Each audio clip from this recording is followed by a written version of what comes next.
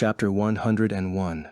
Working with Noah. 2. In his past life, the song Vaughn was currently trying to remember hadn't just been a hit, it had been a cultural reset. Sometime in the early 2020s, the music industry had grown completely exhausted by heavily synthesized pop and artificial intelligence beats. The world had been starved for something real. And then, a kid from Seattle had dropped a massive, foot-stomping indie folk anthem that took over the globe.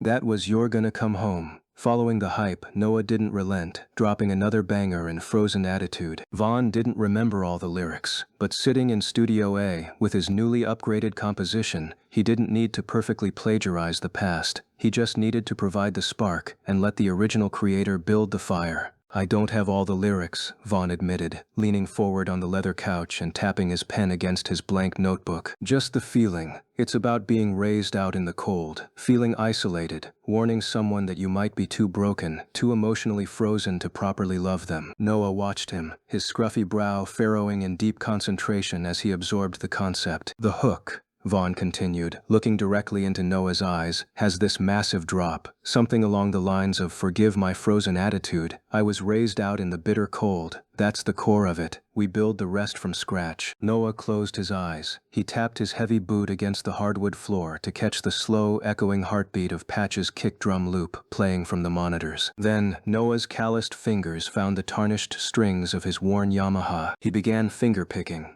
It was a fast, intricate, and deeply edgy progression. It wasn't the soft, gentle lullaby of a typical acoustic ballad. It had real teeth. It was gritty and fast-paced, carrying an immense, heavy melancholia that immediately took the room. The moment the first full chord resonated through the hollow wooden body of the guitar, Vaughn physically felt the air in the studio change. His eyes widened as he watched the faint golden aura surrounding the Yamaha flare to life. Noah's rustic storyteller skill activated simultaneously, weaving seamlessly with the soul-bound 20% emotional projection boost of the instrument. The effect was noticeable. Emily, who had been texting, completely stopped typing. She slowly lowered her screen, wrapping her arms around herself as if a sudden, freezing draft had just blown through the climate-controlled room. The acoustic melody was almost an environment. It painted a vivid, undeniable picture of a dark, lonely cabin in the middle of a snowstorm. "Keep playing that," Vaughn said in a whisper. He was working on overdrive, instantly analyzing the minor chord transitions Noah was naturally falling into.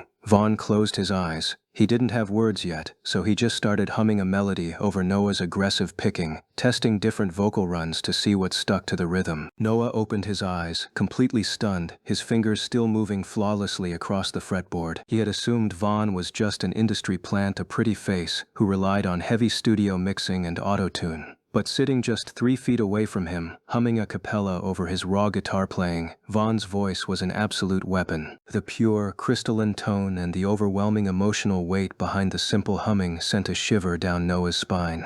More importantly, Vaughn was naturally finding the exact pockets in the guitar rhythm that Noah had intended. It was a flawless musical marriage. "Dude." Noah stopped playing for a split second, looking at Vaughn in pure disbelief. "It's like you're reading my mind. That melody is exactly where my head was going. We actually have a crazy connection, man." "It's the vibe," Vaughn smirked, quickly writing down a few structural notes. "You laid down the perfect canvas. Let's fill it in. I'll take the first verse, you take the second, and we harmonize on the massive chorus.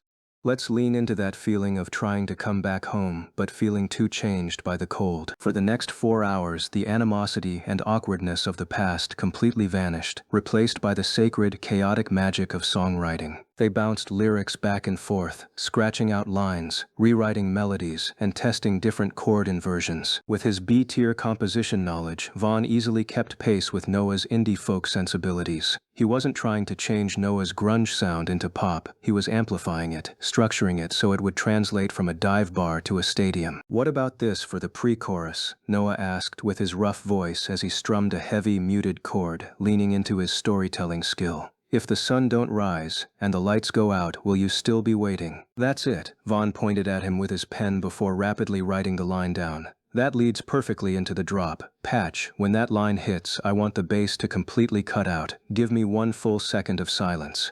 And then when the chorus hits, bring in everything, the heavy toms, the tambourines, the layered acoustic tracks." "I got you," Patch grinned, his hands flying across the massive SSL board as he programmed the automated drops. It's gonna sound massive. By 8 p.m., the studio floor was littered with crumpled paper, and they had the entire song written on 3 pieces of heavily scribbled notebook paper. "Let's lay down the scratch vocals," Vaughn said, standing up and stretching his arms. He pointed toward the heavy glass doors of the vocal booth. "You want to go first, Seattle?" Noah did not hesitate. He grabbed his acoustic guitar by the neck and walked into the heavy, soundproofed enclosure. He slipped the high-end studio headphones over his messy hair and stepped up to the vintage Sony C800G microphone, adjusting the pop filter. "All right, Noah." Patch's voice crackled over the intercom. "Metronome is on. Give me the acoustic progression first, then we'll track your verse." Chapter 102. Working with Noah. 3. Noah nodded. He took a deep breath, closed his eyes, and began to play. The crisp, emotionally heavy sound of his soul-bound Yamaha was instantly captured by the elite $10,000 microphone. It sounded richer and fuller than it ever had in his entire life, the studio equipment perfectly capturing the emotional boost radiating from the wood.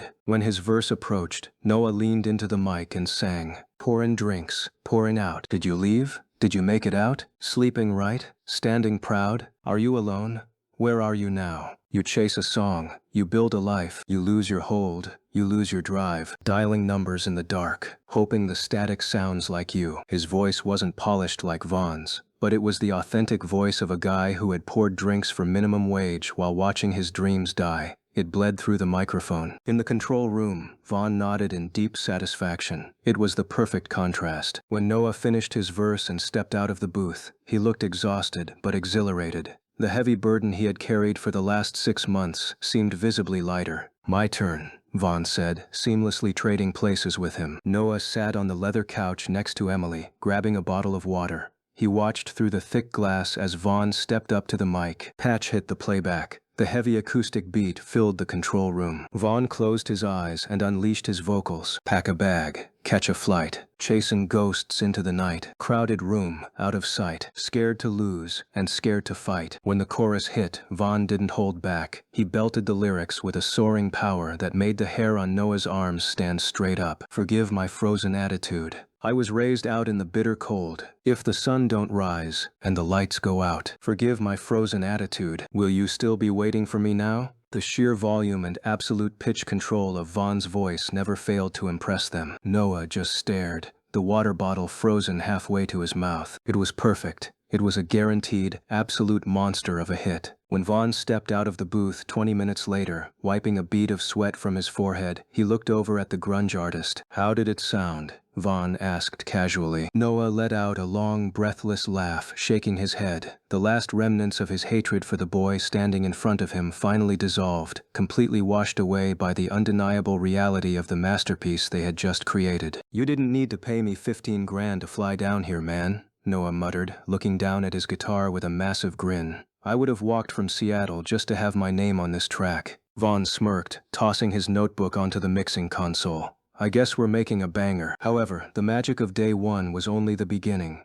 The reality of making a great studio album was a grueling, unforgiving process. For the next 4 days, the honeymoon phase of songwriting was replaced by the merciless grind of audio engineering. They didn't just use Noah's first acoustic take. Patch, operating with absolute perfectionism, made Noah sit in the booth and play the exact same intricate acoustic riff over 40 different times. Again, Patch's voice would crackle over the intercom. "I heard a slight fret buzz on the G string during the transition. I need it completely clean." Noah's fingers bled once. He had to wrap his fingertips in athletic tape just to keep playing, but he never complained. He was in a multi-million-dollar facility, eating catered food, and working with top-tier equipment. He played until the acoustic track was flawlessly executed. While Noah rested his hands, Vaughn went to work on the vocals. A massive stadium chorus didn't just happen with one vocal take. Vaughn spent 12 straight hours in the booth recording stacks. He recorded the main melody, then recorded it again. Then he recorded a high harmony, a low harmony, a falsetto whisper track, and a dozen ad-libs to fill out the background space. Utilizing his elite vocal control, he layered 15 different versions of his own voice over the chorus, creating a wall of sound that was impossibly thick and anthemic. By day 6, the recording was officially done. Noah spent the day lounging by the infinity pool at his luxury suite at the Seti, drinking expensive cocktails and marveling at how his life had changed in less than a week. Back at Neon Sound Studios, Patch fused with the SSL mixing console. He spent 24 hours straight staring at frequency equalizers, perfectly balancing the gritty rasp of Noah's voice with the soaring clarity of Vaughn's harmonies. He compressed the kick drum so hard that it physically vibrated the floorboards, and panned the acoustic guitars wide so the listener felt completely surrounded by the music. On the evening of day 7, the final day of Noah's scheduled lock-in, they all gathered in the control room. Patch took a deep breath, clicked his mouse, and played the final, mixed master of Frozen Attitude. The track began. It was hauntingly beautiful. The golden, nostalgic warmth of Noah's soul-bound guitar set the scene, followed by the raw vulnerability of his opening verse. But when the pre-chorus hit, when Vaughn's soaring vocals harmonized over the muted chords, leading into that singular, agonizing second of complete silence, the tension in the room skyrocketed. If I pull you close, and I feel like a ghost. Then, the drop hit. The stadium drums kicked in like a localized earthquake. The layered acoustic guitars roared, and the combined belting vocals of Vaughn and Noah completely overtook the room. It was an overwhelming, triumphant explosion of sound. When the track finally faded out to the lone, lingering hum of an acoustic string, the studio was dead silent. Noah had his head buried in his hands. He was quietly weeping. It wasn't out of sadness. It was the overwhelming realization that his dream, the dream he had given up on while wiping down dirty bar counters in Seattle, had just been realized in its absolute purest, most elevated form. Vaughn walked over and placed a firm hand on Noah's shoulder. "You did really good, bro," Vaughn said softly. "Go home, pay off your debts, buy a new guitar case, and wait for the royalty checks to start clearing." Noah stood up, aggressively wiping his eyes, and pulled Vaughn into a tight, brotherly embrace. There were no words left to say. The music had spoken for them. The next morning, Zach drove Noah back to Miami International Airport, sending the grunge artist back to the Pacific Northwest as a completely changed man. Back at the Venetian Islands mansion, Emily was already crossing out dates on her Vanguard tablet, looking over her meticulously organized schedule. "One down," Emily announced, looking across the kitchen island at Vaughn. "Track 2 is officially in the vault, and we have 24 hours to reset the studio." Vaughn took a sip of his coffee, looking out at the shimmering blue water of Biscayne Bay. "Who's next?" Vaughn asked, already feeling the adrenaline of the next challenge. "I just got the flight confirmation," Emily smirked, tapping the screen. "Leo Carter and Midnight Pulse touch down tomorrow afternoon. It's time to make a rock song." Chapter 103. Coming Home. Midnight Pulse was a local Miami rock group that had been grinding in the underground scene for 2 years. Leo Carter, the frontman, had formed the band straight out of high school with his 3 friends, Eli on lead guitar, Finn on bass, and Jax on the drums. They spent their days practicing in his parents' garage and their nights playing at local dive bars for practically nothing. 2 years ago, they thought they had finally caught their big break. A self-produced song they uploaded had randomly caught the algorithm and racked up over 1 million streams. For a few weeks, they felt like they had made it, but the harsh reality of the music industry quickly set in. 1 million streams on an independent track barely paid enough to cover their rent. Since they didn't have a massive following or a pop-friendly aesthetic, the major labels completely ignored them. The hype died down, and Midnight Pulse was forced right back into playing local gigs to survive. But they didn't quit. They kept playing. At 1 p.m. on a Thursday, a beat-up Ford van pulled down the driveway of Neon Sound Studios. "You've gotta be kidding me," Jax muttered from the driver's seat, hitting the brakes. He stared through the windshield at the massive, modern studio facility. Parked in the VIP lot were expensive sports cars. "Don't hit anything, Jax," Finn said from the back seat, holding onto his bass case. Leo rode shotgun, looking at the building. He already had a good first impression of Vaughn after seeing how much he improved the draft he accused him of stealing, so he felt really excited to work with him. "All right, guys," Leo said, unbuckling his seatbelt. "Let's get our gear inside." They unloaded their heavy road cases, hauling their amps, guitars, and drum pieces toward the entrance. One of the workers was waiting for them by the glass doors, dressed in his usual sharp suit. Since they were locals, there was no need for an airport pickup. "Midnight Pulse," the woman noted. Studio A is down the hall. Load your gear straight into the live room. They're already setting up the mics." When Leo pushed open the heavy door to Studio A, the band stopped for a second. The sheer scale of the mixing console and the massive control room was entirely different from the cheap, hourly studios they were used to. Vaughn was sitting on the leather couch, sorting through a stack of printed sheet music. When he heard the door open, he looked up and set the papers down. He stood up and walked over. "Leo," Vaughn greeted, extending a hand. "Varley," Leo replied, shaking it firmly. "You really booked Neon Sound. I thought your manager was exaggerating." "Aha, of course we were serious," Vaughn said, shaking hands with Eli, Finn, and Jax as they brought their gear inside. "Glad you guys made it. We have a lot of work to do." Before diving into the song, Vaughn took a step back and looked at the 4 band members. He mentally triggered the system. Inspect. 4 translucent blue screens materialized in his vision. Name: Leo Carter. Vocals: Bar. Name: Eli Thorne. Vocals: C+. Name: Finn Gake. Vocals: C+. Name: Jax Miller. Vocals: C+.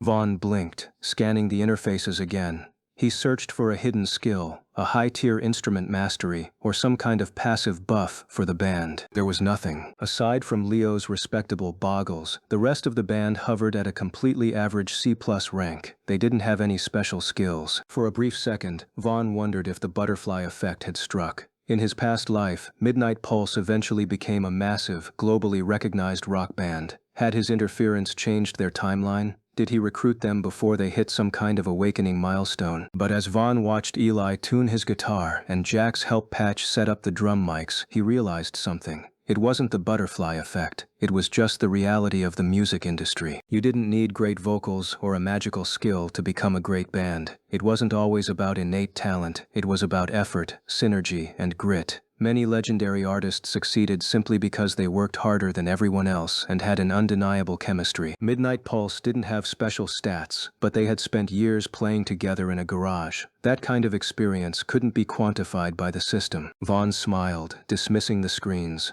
He walked over to the coffee table and picked up the stack of papers. "All right, gather around," Vaughn instructed, handing out the printed lyric sheets and chord progressions. "As you know already, I've already composed the entire track. Lyrics, melody, and tempo shifts. It's fully finished." Leo looked at the sheet music. "I didn't forget. It's beautiful, I must admit." Vaughn smiled in admission. "Yup, and I need you guys because I need live drums, real bass, and guitar to give it life. Your band is perfect." Eli studied the chord progression. Unlike Noah, she hadn't seen the complete version of their draft yet. "The structure on this is pretty wild. It starts out really slow like ours, but right here at the chorus, the tempo completely doubles," Vaughn nodded. "We started off sounding like a folk song, just me and Leo singing over a single acoustic guitar. But the second that intro ends, Jax, you hit a 4 count on the drum kit, and the entire band jumps in. It turns into a high BPM pop rock anthem." Jax nodded, tapping his drumsticks against his leg.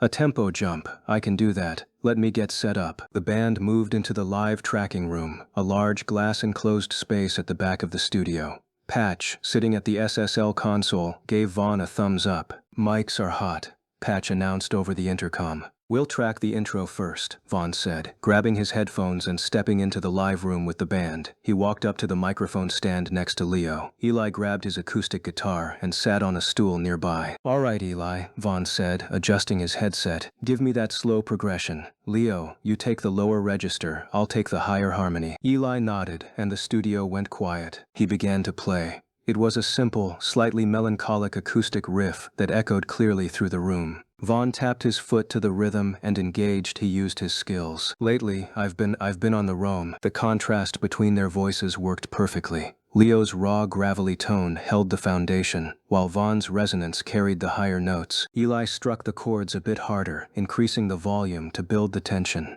"Looking for a place to call my own." Vaughn locked eyes with Jax behind the drum kit. Jax's sticks were hovering over the snare, waiting for his cue. "But baby, I know who I am. No more running away. Yeah, I'm coming home. 1, 2, 3, 4. Jax shouted, slamming his drumsticks together. The slow acoustic intro instantly vanished, replaced by the full band. Finn hit the bass, Eli switched to his electric Fender and played a fast-paced rock riff, and Jax battered the drum kit with a driving, upbeat tempo. The genre of the song completely shifted in a single second. It was loud, energetic, and incredibly catchy. Vaughn gripped the microphone stand, raising his voice to match the explosive new tempo, with Leo backing him up. I see this road like a winding line. Leave the plastic world behind. In my face are flashing signs. Tell me I'm out of my mind. Cold, but I'm not that cold. Bold, but I'm not that bold. And I don't think my soul is sold to the lies that we were told. I feel something so right leaving the fast lane, and I feel something so wrong playing the same game. I couldn't hide, couldn't hide, couldn't hide. Everything I'm risking makes me feel alive. The band pushed the rhythm even harder. Jax laid heavily into the cymbals as they reached the massive, stadium-sized chorus. Lately, I've been on the roam, looking for a place that I can call my own. But baby, I know who I am. No more running away. Yeah, I'm coming home. Lately, I've been on the roam, looking for a place that I can call my own. But baby, I know who I am. No more running away. Yeah, I'm coming home. Yeah. In the control room, Emily stopped sleeping and watched them through the glass. It wasn't the dark R&B of Masquerade, and it wasn't an emotional ballad. It was a massive, commercial pop-rock song. It was the exact type of track that got played on mainstream radio stations across the country.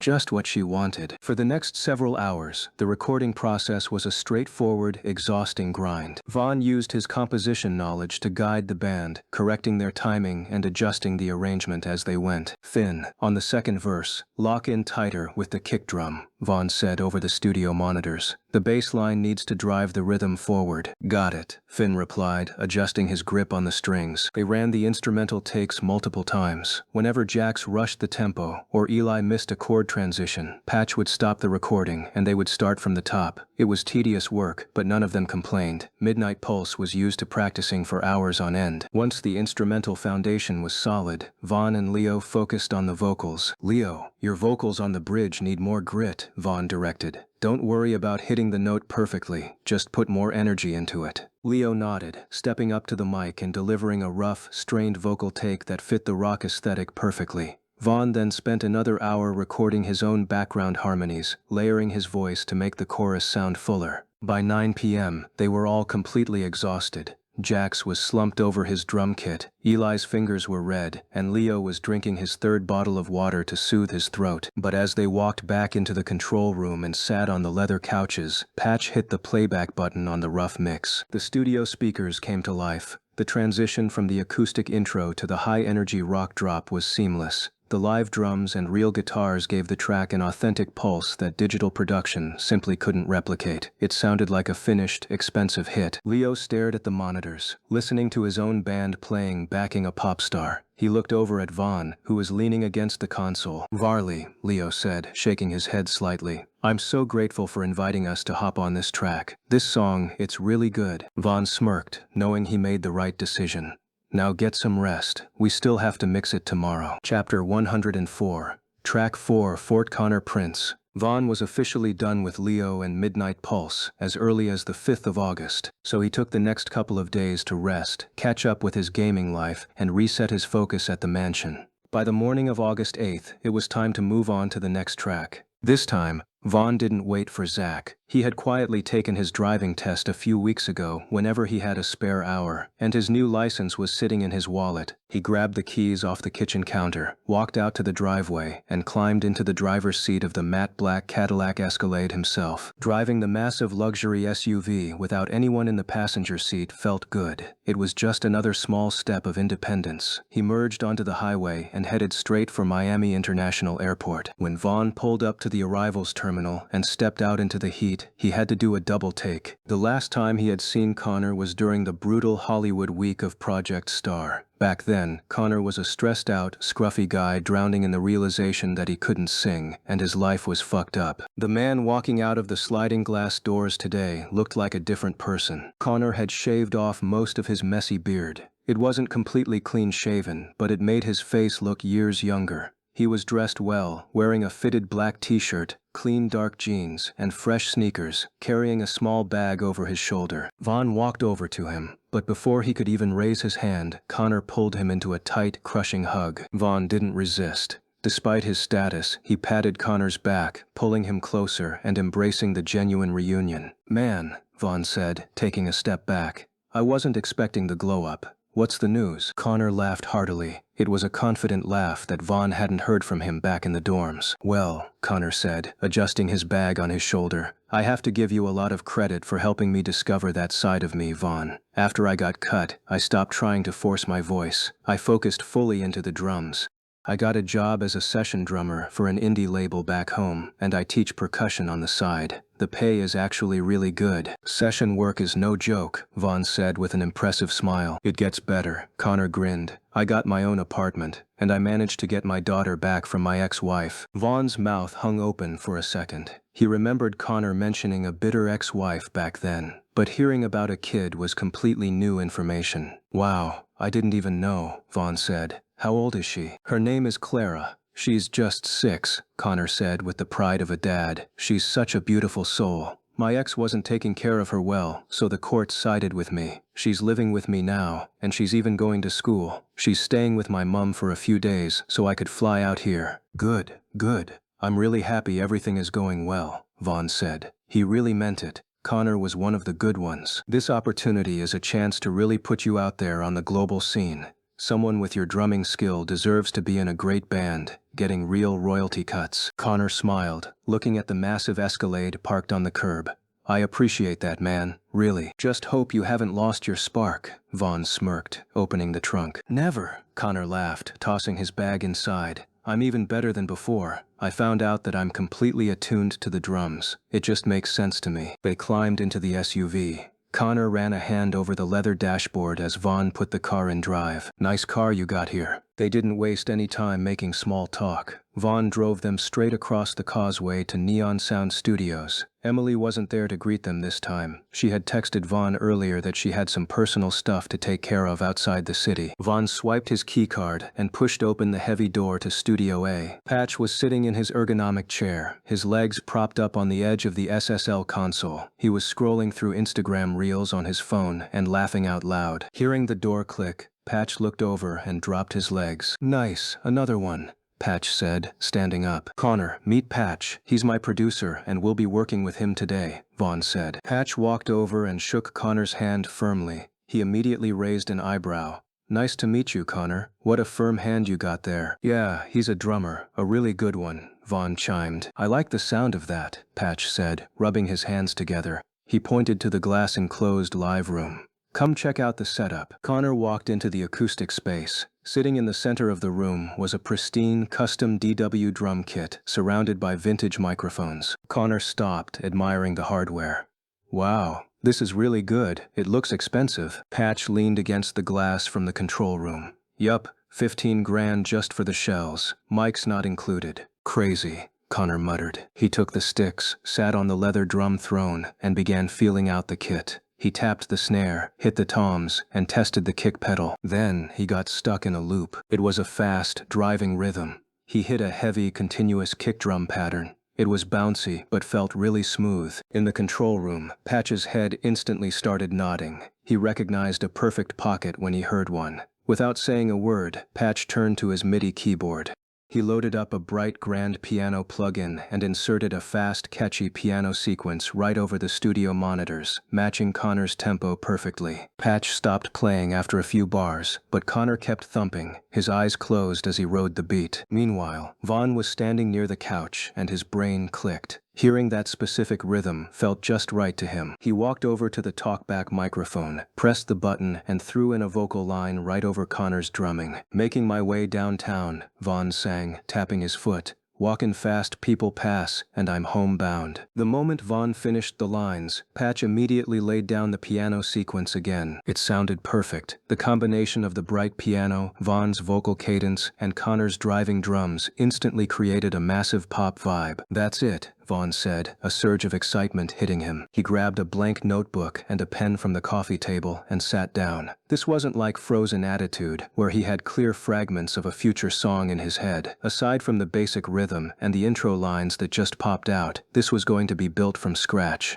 It was his second truly original song. For the next 2 hours, the studio was a workshop. Connor kept the beat looping, proving his insane stamina, while Patch tweaked the piano chords. Vaughn sat on the couch, writing furiously. He had to cross out lines, tap his pen against his leg to find the right rhyming scales, and piece the lyrics together like a puzzle. Okay, the verses need to feel like you're physically pushing through something, Vaughn muttered to himself. Connor, keep that tempo. Vaughn walked into the vocal booth, slipping the headphones on to test the flow over the live instrumental.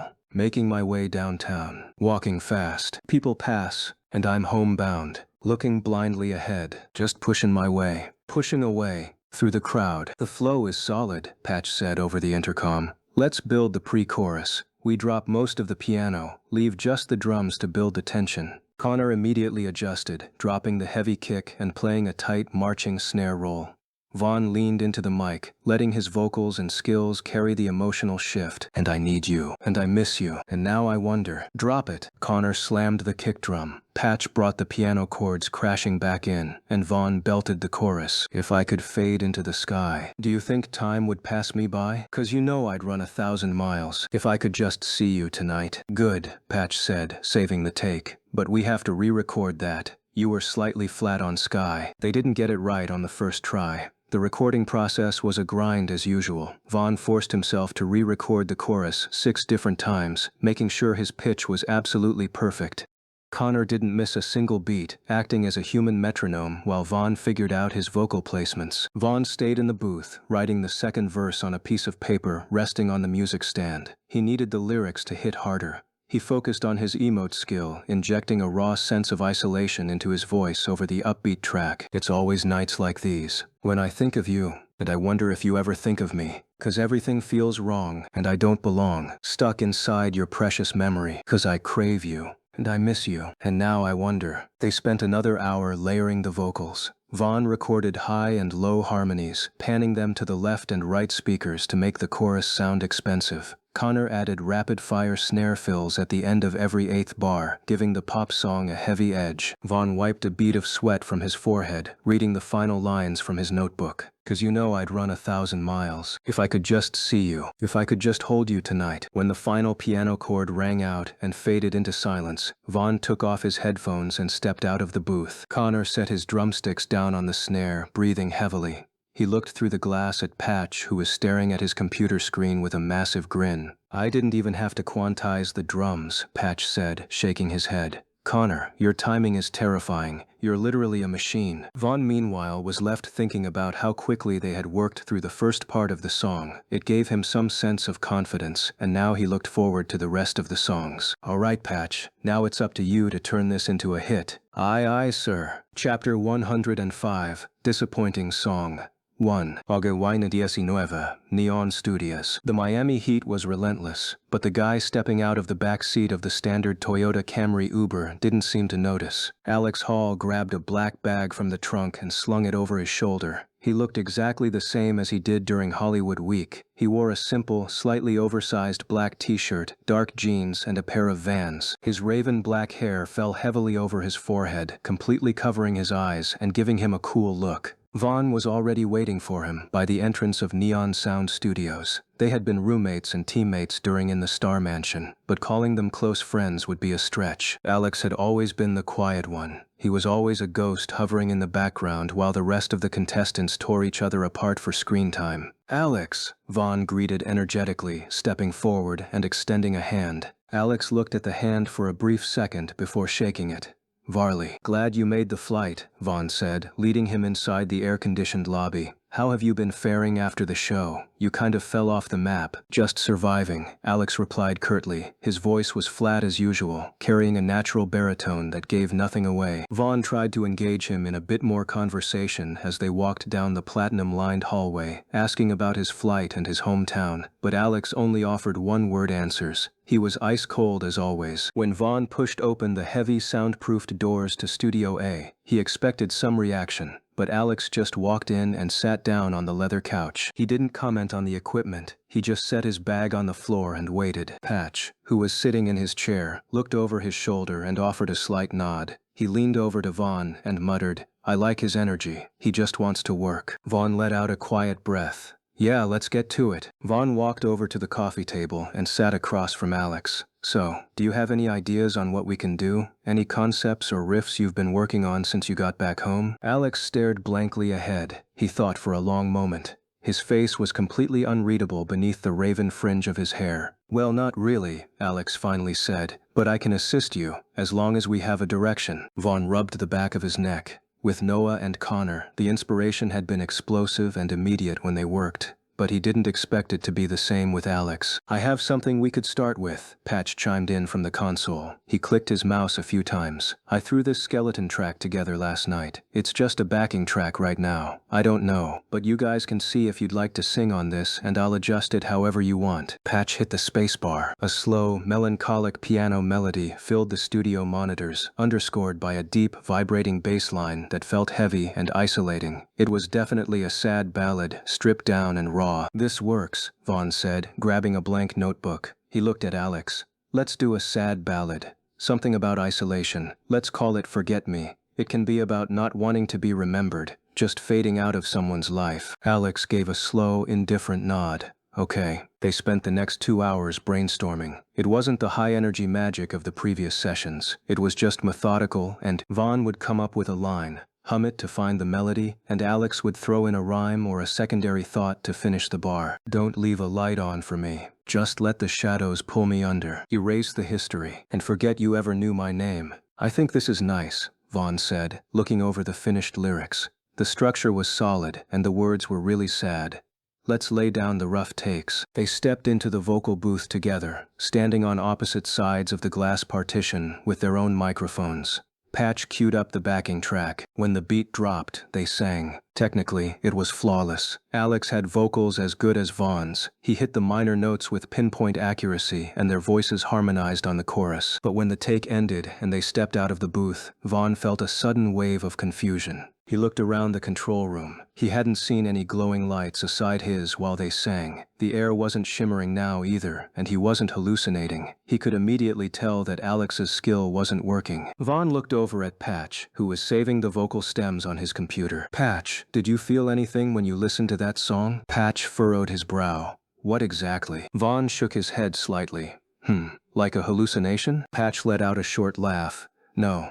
Anything else? I just heard 2 guys singing perfectly on pitch. The mix sounds clean." Vaughn didn't say anything. He looked over at Alex, who was quietly drinking a bottle of water on the couch. Vaughn thought of how to ask him without sounding insane. "Alex, have you ever experienced someone having a hallucination after you sang? Like they saw things while you were performing?" Alex lowered his water bottle, looking at Vaughn like he had 2 heads. "Nah, and I don't really sing for people.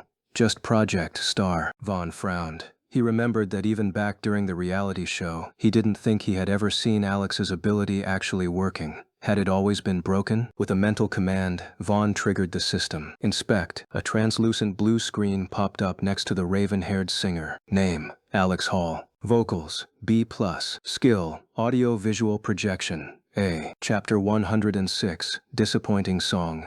2. Skill: audio-visual projection. A. Description: a rare auditory phenomenon. When the user sings with intense emotion, they can induce mild hallucinations in the audience, making listeners see the imagery within the lyrics. Vaughn read the text carefully, his eyes zeroing in on one specific phrase. When the user sings with intense emotion. That was the lock. That made Vaughn realize the massive, glaring problem sitting right in front of him. Alex wasn't an emotional person. He was completely guarded, apathetic, and emotionally numb. That was why it wasn't working. Even though they had just spent 2 hours writing a sad ballad about being forgotten, Alex didn't actually feel anything while he was singing it. He was just reciting words perfectly on pitch. Without the emotional fuel, the A-tier skill couldn't manifest. "Let's go again," Vaughn suddenly told Patch with urgency. "I'm not okay with this one. We need more." Patch looked at the clock on the wall. It was already past 8 p.m.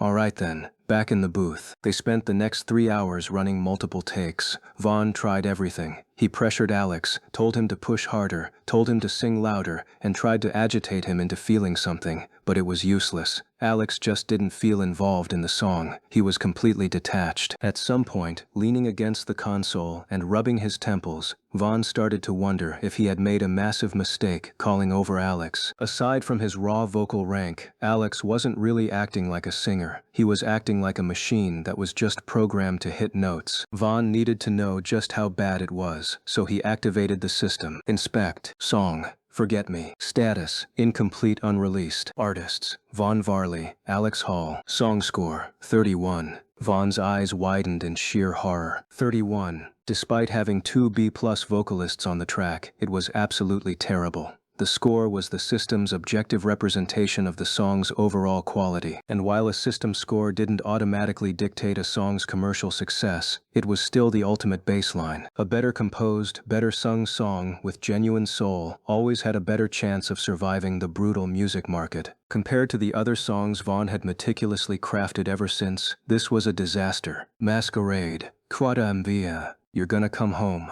74. Frozen Attitude. 83. Coming Home. 78. 1,000 Miles. 87. None of them could even compare to the dismal failure he was looking at right now. This was filler. It was the kind of track that critics would tear apart for being manufactured. That made Vaughn panic internally. It made him suddenly realize that the song itself just wasn't as good as he had assumed. The positive reaction he had been receiving from Patch all night couldn't be trusted. It was Patch's own beat, so of course the producer liked it. But the system didn't lie. The song was hollow. Vaughn contemplated what to do for a long, agonizing minute. He looked at Alex, who was sitting on the couch, completely unbothered by the fact that they had been singing the same dead lines for 5 hours. Cut, Vaughn suddenly announced. Patch stopped with his hand over the mouse, looking up in surprise. We've done enough for today, Vaughn stated, grabbing his keys off the console.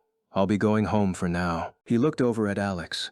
My manager must have emailed you the details of your hotel. Get some rest. Before Alex or Patch could say another word, Vaughn waved the producer a quick goodbye, turned on his heel, and walked out of the studio. The next 6 days were a tiring grind. By August 23rd, Studio A had completely lost its magic. The energetic, creative spark that Vaughn had shared with Noah, Midnight Pulse, and Connor was gone. They tried completely restructuring Forget Me. They swapped the piano for an acoustic guitar. They sped up the tempo. They slowed it down. Nothing worked. Every time Vaughn activated the system, the song score barely fluctuated. Alex Hall remained completely unbothered. He showed up on time, stepped into the booth, hit his notes perfectly, and sat back on the couch. He didn't complain, but he didn't contribute anything either. By 11 p.m. on day 7, Patch was exhausted.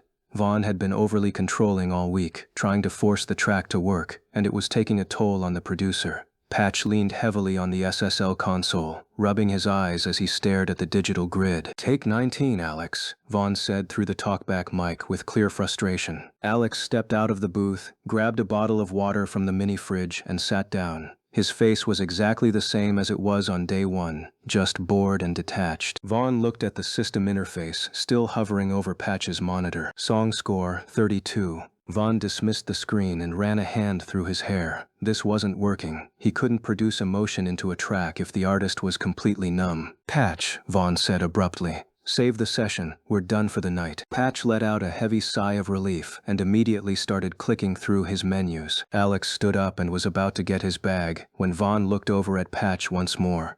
Sorry, man, but I can't drive you home tonight. I'll be going with Alex. Alex was surprised by what Vaughn meant, but he couldn't reject a free ride back to his hotel, so he didn't object. Patch just waved Vaughn aside, not caring about the sudden change in plans. He was already dozing off in his chair and had no desire to return to the mansion anyway. They walked out into the muggy Miami midnight. Vaughn unlocked the Escalade, and they climbed inside. Vaughn started the engine, but he didn't head toward Alex's hotel. Instead, he pulled out of the Neon Sound lot and drove straight toward the Rickenbacker Causeway. Chapter 107. Alex's backstory. The interior of the luxury SUV was silent. Vaughn drove for 20 minutes, passing the skyline of downtown Miami, until he found a quiet, empty stretch of parking overlooking the dark waters of Biscayne Bay. Vaughn put the car in park and killed the engine before unbuckling his seatbelt and turning to look directly at Alex. Alex stared out the passenger window at the black water, unfazed by the sudden detour. "Why are you here, Alex?" Vaughn asked in a low voice. "You offered me a feature contract," Alex replied evenly, not looking away from the window.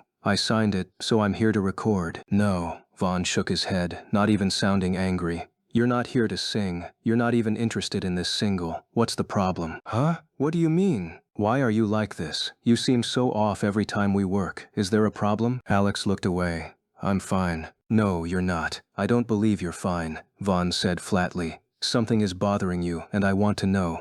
Alex hesitated for a while, but then said, "I'm not ready for this. I'll call an Uber if you're not taking me to the hotel." Vaughn sighed and rested back against his chair. If he was only 70% sure before, seeing Alex's reaction now made him fully sure that the boy was hurt. "I can tell you're hurt," Vaughn told him, "and acting like you don't care won't help you, trust me." Alex snapped at that moment. "I didn't tell you I needed help," Vaughn insisted, raising his own voice even higher. "Yes, you need help. You really need help. Now, tell me, I might be that help you need." Alex frowned. He was about to say nothing, but for some reason, Vaughn's persona was making him react. He didn't know why, but it was like Vaughn's presence was compelling him to let himself out. He felt comfortable enough to finally break. Alex raised his voice. "Okay, you think you can help everyone, right? You think you can do everything? Okay, help me. Bring my parents back then. Bring my sister back." Vaughn's frustration melted hearing Alex scream with so much emotion. As a fellow orphan, Vaughn could very well relate, and he could easily imagine what it would feel like if he didn't have Nana around. "Sorry," Vaughn said lightly. That simple apology instantly made Alex regret letting his secrets out. He tried to close himself off again, but he couldn't hold it back anymore.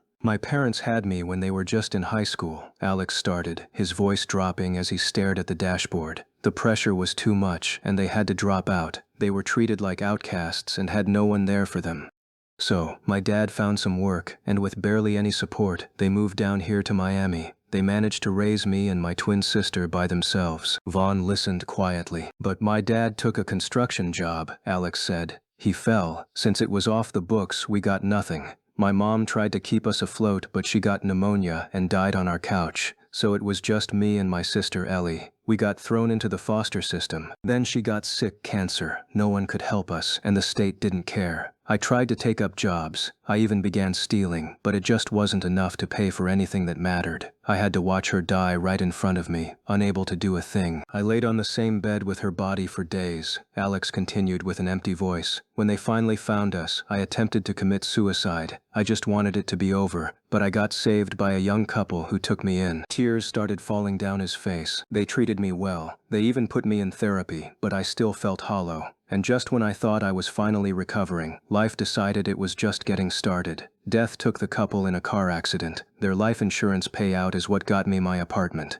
I live off their money, and the guilt lives with me every day. I applied for Project Star because I promised Ellie I would. I used to sing for her when she was sick. I promised her I'd make it, but it didn't matter. I lost anyway." He looked at Vaughn with tears still on his face. "I promised the couple that adopted me that I wouldn't attempt to take my own life again. But I know I don't need to. I'm just waiting for that day to come when I finally leave this fucked up life." Hearing his story and seeing Alex, who was known for being cold and indifferent, cry like this, broke Vaughn's heart. He felt sad, more than he had felt in a long time. Vaughn knew exactly what it meant to lose one's parents that early, but Alex's story was even more tragic. He tried everything, but life just didn't give him a chance. No wonder he felt numb. Vaughn reached over and pulled him into a hug, letting Alex rest his head on his shoulder. "Sorry," Vaughn said, patting his back. "That's really painful. I'm glad that you trusted me enough to tell me." Alex's weeping didn't stop for a few minutes. "I apologize if I behaved rudely to your work," he said quietly. "I can refund your advance if you wish." Vaughn shook his head immediately. "That's the least of my worries now. I'm more concerned about you." Vaughn took a deep breath, looking out at the water. "You know what? Forget about the song. My album will be fine without your feature. You said your parents and sister were buried right here in Miami. It's the same with my parents. Since you're over here, how about we go visit them tomorrow?" Chapter 108. off the studio. The morning sun over Miami was bright, completely at odds with the silence inside the Escalade. Vaughn didn't drive them to Neon Sound Studios. He kept his promise. Instead, he navigated the luxury SUV through the quiet, tree-lined streets toward a cemetery on the outskirts of the city. The air had this tense energy when they parked. Alex stepped out of the car with his bag behind. He looked exhausted, but the ice-cold quiet that usually surrounded him didn't look the same. They walked through the manicured grass in silence. The cemetery was vast and peaceful, a stark contrast to the grind of the music industry they were both trying to survive. There were other people scattered across the grounds, an older woman laying fresh lilies by a headstone, a young family standing quietly in the shade of a large oak tree. It was a quiet, brutal reminder of reality.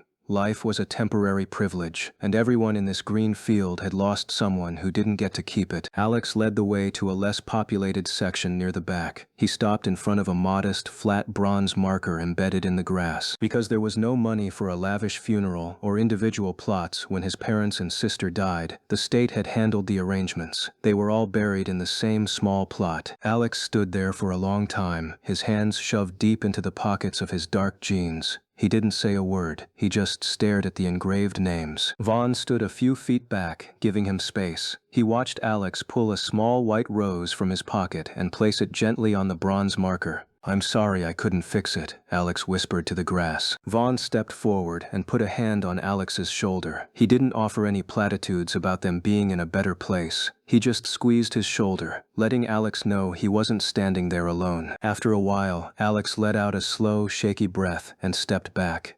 He looked at Vaughn, offering a small, grateful nod. "Your turn," Alex said quietly. Vaughn nodded. He knew exactly where to go. Even combining the memories of his past life and his current one, it had been years since he had stood in front of his parents' grave. He led Alex to a different section of the cemetery, finally stopping in front of a polished granite headstone. Vaughn stared at the names carved into the stone. In his previous life, he had allowed their sudden deaths to completely break him. It had been the catalyst that turned him into a helpless 300-pound recluse who gave up on everything, forcing his sister to carry the entire world on her shoulders. But standing here now, in a different body with a different future, Vaughn felt stronger than he ever had before. A single tear escaped and rolled down his cheek. He quickly wiped it away. He thought of the man he used to be, the man who had with nothing to his name, and the impossible second chance he had been given by the system. He couldn't claim to understand the mechanics of the universe, and he didn't know how any of this worked, but he only hoped for one thing. "Mom,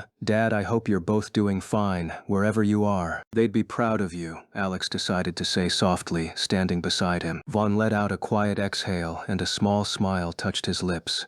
"I hope so." They walked back to the Escalade as the morning heat really began to set in. As Vaughn started the engine and pulled out of the cemetery gates, the heavy, moody atmosphere lingered in the car. Despite their breakthrough talk the night before and the closure of the morning, Vaughn knew Alex wasn't magically healed. Trauma didn't disappear overnight. Vaughn merged onto the highway, tapping his fingers against the leather steering wheel. He needed to lift the weight out of the air. "So," Vaughn said casually, glancing over at the passenger seat, "I don't know if you're interested in video games. Or we could hit the batting cages downtown. Just hit some baseballs until our arms fall off." Alex looked over with slight surprise. "You want to go to a batting cage?" "Yeah," Vaughn shrugged. "Or we can take the boat out. Just have fun. You've been acting like an 80-year-old man for too long." A faint, real smile broke across Alex's face. It was the first time Vaughn had seen him genuinely smile since they met. "The batting cages sound fine," Alex said. For the next 2 days, Vaughn completely ignored absolute records. They hit baseballs until their hands ached. They ordered terrible, greasy takeout and played video games in arcades. They just existed as normal guys in their early 20s. By the end of the second day, as they were sitting by the pool, Alex looked over at Vaughn. "My flight was supposed to be tomorrow," Alex said, staring at the water. "But I think I'm going to extend my hotel stay, remain in Miami for a while before I head back to my apartment." Vaughn felt a deep sense of fulfillment hearing that. It meant Alex was actually trying to live again, rather than just waiting to die. "That's really great news," Vaughn replied with a grin.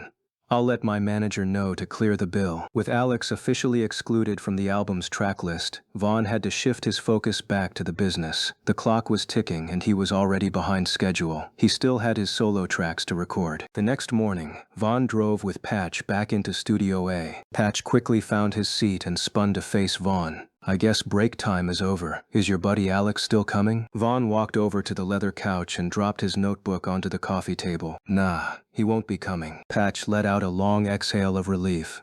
Finally, you decided to accept the record like that. Vaughn shook his head immediately. Not really. I decided to redo it, but without him. I'm taking the feature off. I'll adjust some stuff, obviously.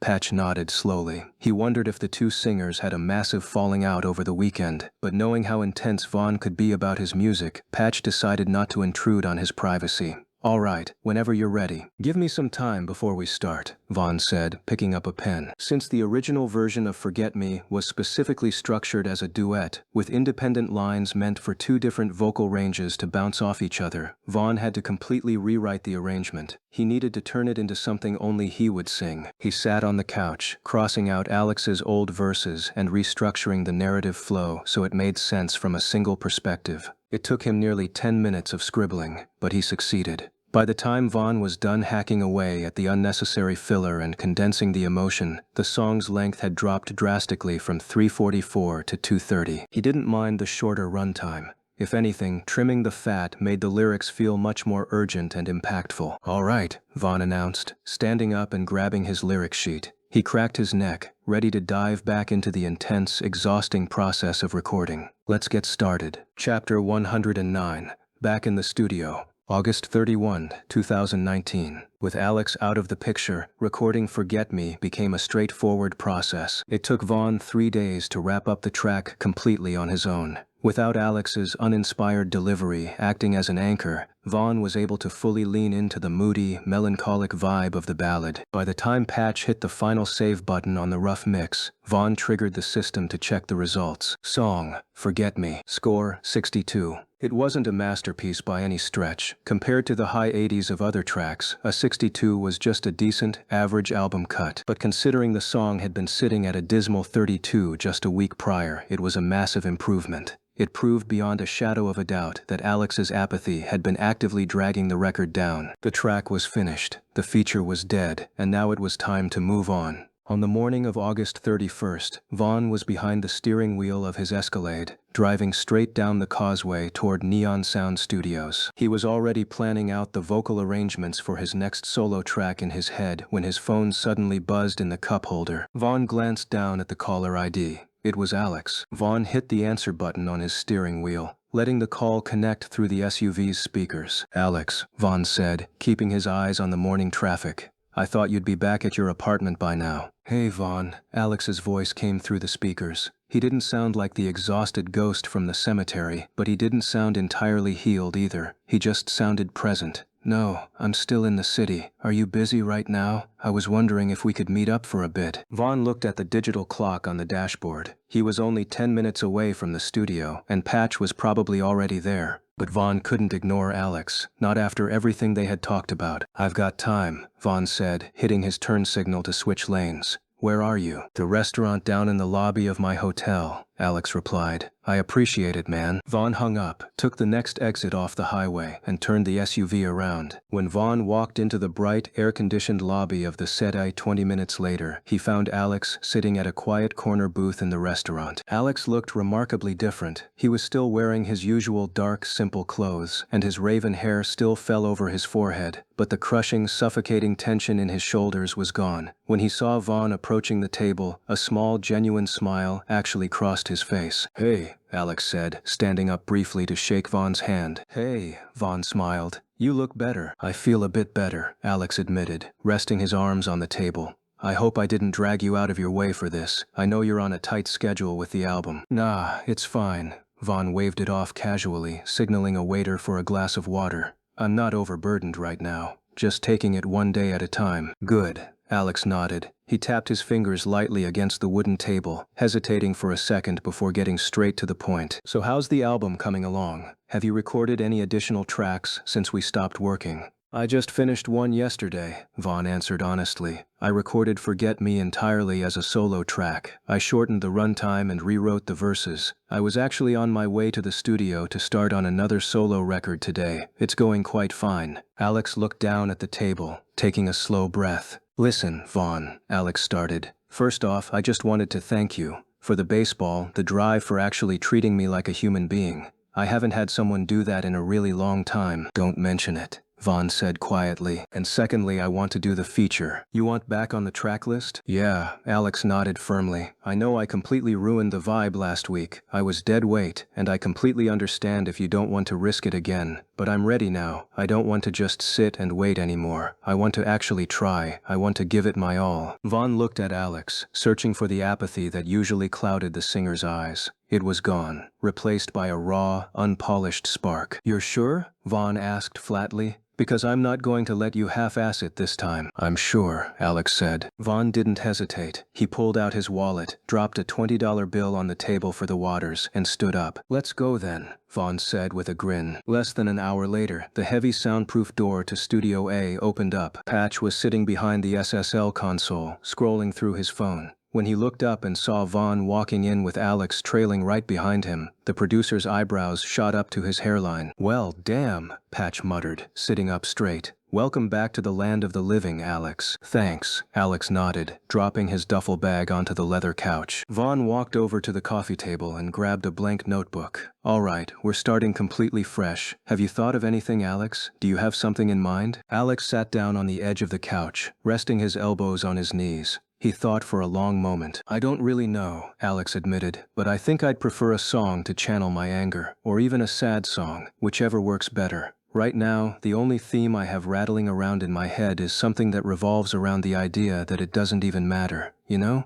That feeling of trying so hard for nothing, but I can't tell how it should actually go. It doesn't even matter. Vaughn gave it some thought. He grabbed his pen and immediately started writing down a few lines, trying to build a melody around the phrase. He hummed a quick rhythmic verse, tapping his foot against the floor, but he quickly stopped and crossed the lines out. It wasn't right. Vaughn had this gut feeling that this couldn't just be a standard song. He couldn't rush it. He needed something explosive. He wanted a track that would make the absolute best use of Alex's A-tier audio-visual projection. He needed the kind of music that could tell a devastating story all on its own, something heavy enough to carry the weight of Alex's actual trauma. Vaughn took some time, pacing the length of the control room and giving it some actual thought. Patch remained quiet, waiting for the creative process to spark. After 10 minutes of pacing with no meaningful progress, a thought suddenly struck Vaughn. He stopped walking. He remembered a very specific item he had been saving his system currency for, a massive crutch he needed once again. Vaughn stood still and mentally summoned his interface,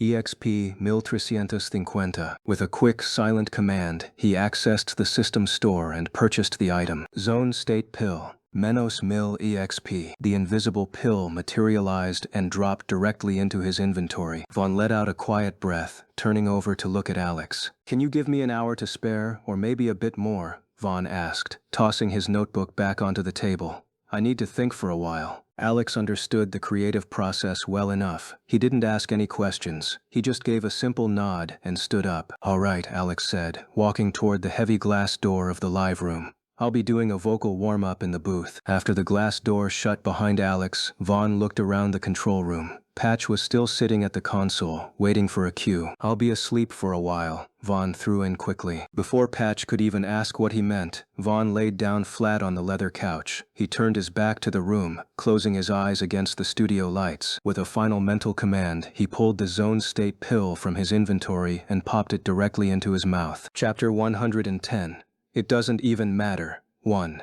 Ding. Zone state activated. Time left, 0 hours 59 minutes and 58 seconds. Vaughn found himself in the center of the white space, and his mind was already moving at light speed. The fatigue of the past few weeks was completely wiped away. Every thought, every fragment of a melody, and every lyrical idea he had ever entertained sharpened into focus. It felt exactly like it did during the making of Masquerade, but this time, he was more accustomed to the rush. It felt as though every single one of his attributes had temporarily skyrocketed. Incredible. But he didn't admire the process for too long. An hour was never infinite. He needed to get straight to work. Vaughn quickly locked onto the core goal. It doesn't even matter. A song to pour out anger. A song about trying so hard to keep something together, only to watch it fall apart in your hands. His mind began piecing the structure together. Initially, he thought about a standard pop duet, but he immediately scrapped it. Pop was too clean and too safe. Alex wasn't safe right now. He was a walking open wound of survivor's guilt and frustration. It had to be a rock song.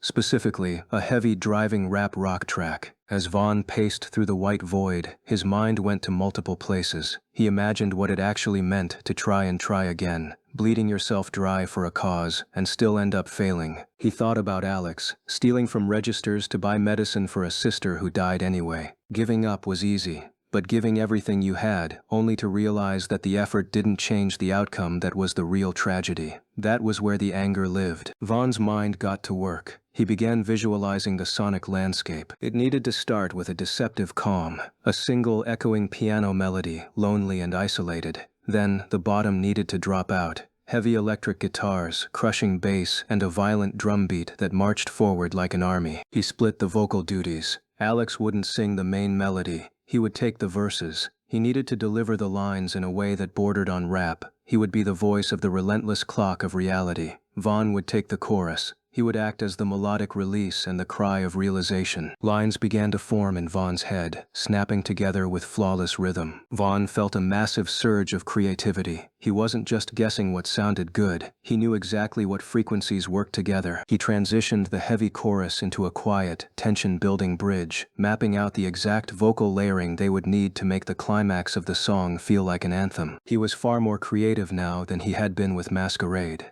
As he finalized the drum patterns and locked in the lyrics, Vaughn knew for an absolute fact that this was going to be his best song so far. He spent the last few minutes reviewing the track from start to finish in his head, making small adjustments to the tempo. Ding! Zone state expired. The white void shattered like glass. Vaughn blinked rapidly as the soft lights of Studio A flooded his vision. He was lying flat on his back on the leather couch. He sat up slowly, rubbing his eyes. To his surprise, the room wasn't dead silent. Alex and Patch were actually having a conversation. The fact that Alex was willingly engaging in small talk was a massive leap forward. Hearing him from the leather couch, Alex turned around. "You're finally up," Alex said, walking over. "Your body must be taking a toll on you. Did you get enough rest?" Vaughn pretended to stretch his arms over his head. "Maybe, but I'll manage. Let's continue.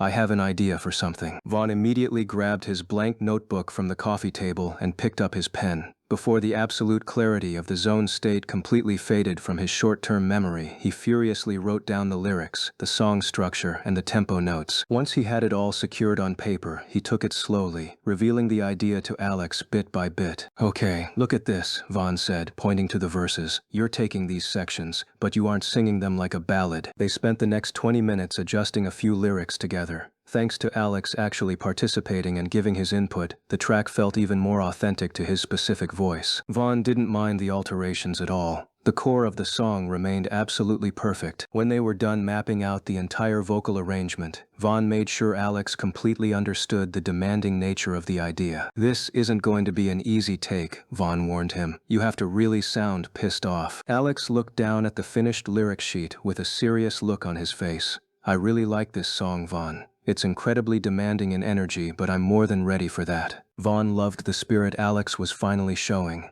The ghost was completely gone. "All right," Vaughn said, standing up and walking over to the mixing desk. "Next stage." Vaughn leaned against the console and looked down at Patch. "I have the perfect backing track mapped out for this. It's a rock song. Rap rock, if I'm being specific." He began to explain all he expected from the backing track, and it was nothing short of complex. When Vaughn finished, Patch rubbed his chin in glee. "Ooh, this is indeed a hard beat. Synthesized drums are one thing, but getting digital distortion to sound like a real stadium rock band is tough. Can you do it?" Vaughn asked. "I'll see what I can do with the drums and the piano," Patch said, clicking his mouse to open a new session. "But to make the chorus hit right, I'll need to hire someone to play the rough take on a real instrument. Or can you perhaps play electric guitar?" Vaughn grimaced slightly. He wished he could, but his instrumental mastery was still stuck at basic. With his meager EXP left, there wasn't nearly enough to spare for an upgrade. "I can't play." "No problem," Patch shrugged, pulling his phone out of his pocket. "I know a session guy in the city. I'll call him in to lay down the heavy riffs." "When will you be done with it?" Vaughn asked, eager to get into the booth. Patch did some quick mental math, looking at the structural notes Vaughn had written down. "Building the drums, recording the session guitarist, and mixing the heavy low end the beat should be ready tomorrow evening." Patch looked up at Vaughn and Alex.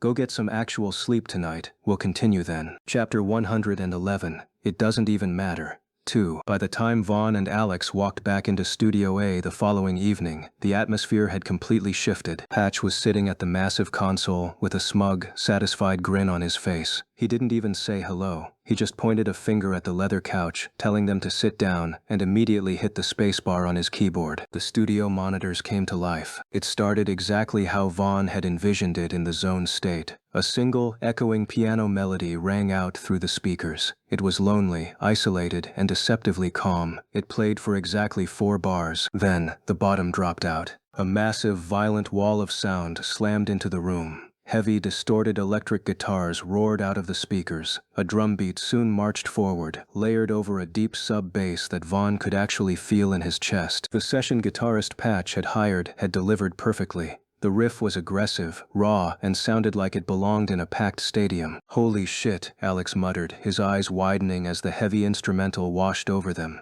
"I told you," Patch yelled over the music, pausing the track. The sudden silence was felt. "I had the session guy layer 3 different guitar takes to make it sound that thick. It's a monster." Vaughn grinned, feeling his adrenaline spike. "It's perfect. Let's not waste any time. We're doing a rough take first to lock in the timing." They stepped into the glass-enclosed live room.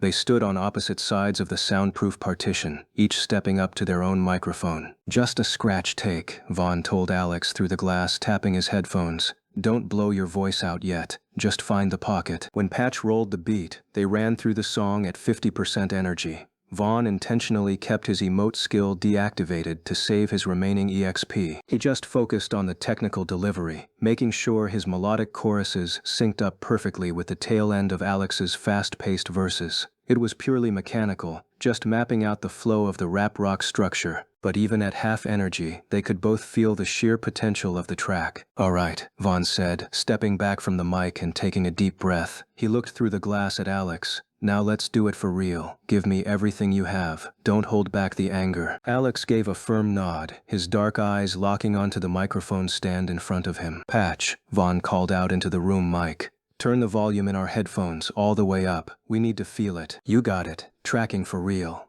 In 3, 2. The lonely piano intro echoed in their ears. Alex closed his eyes. He didn't think about hitting the right notes. He thought about the hospital bills. He thought about the empty apartment in Georgia, the foster homes, and the feeling of complete helplessness as he watched his sister's life slip away. When the heavy guitars crashed into the headphones, Alex leaned into the mic and let the dam break. "I tried so hard and got so far, but in the end, it doesn't even matter. I had to fall to lose it all. But in the end, it doesn't even matter." He rode the heavy drum beat flawlessly. In the other booth, Vaughn watched him. Suddenly, the air inside the studio felt heavy. Vaughn blinked. The bright amber lights of the control room seemed to dim. The shadows in the corners of the studio began to stretch and warp.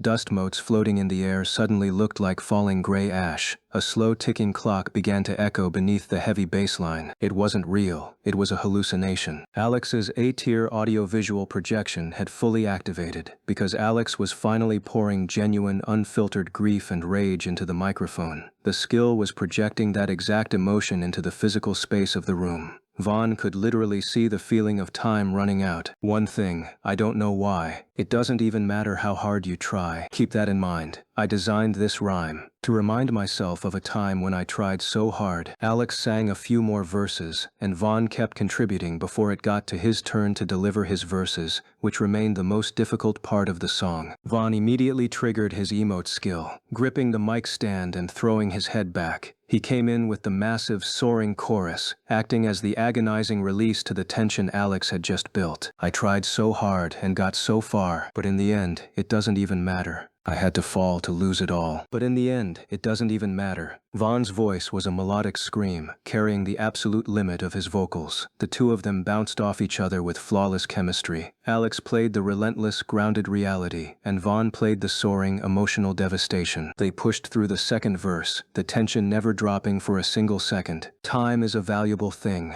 Watch it fly by as the pendulum swings. Watch it count down to the end of the day. The clock ticks life away. It's so unreal.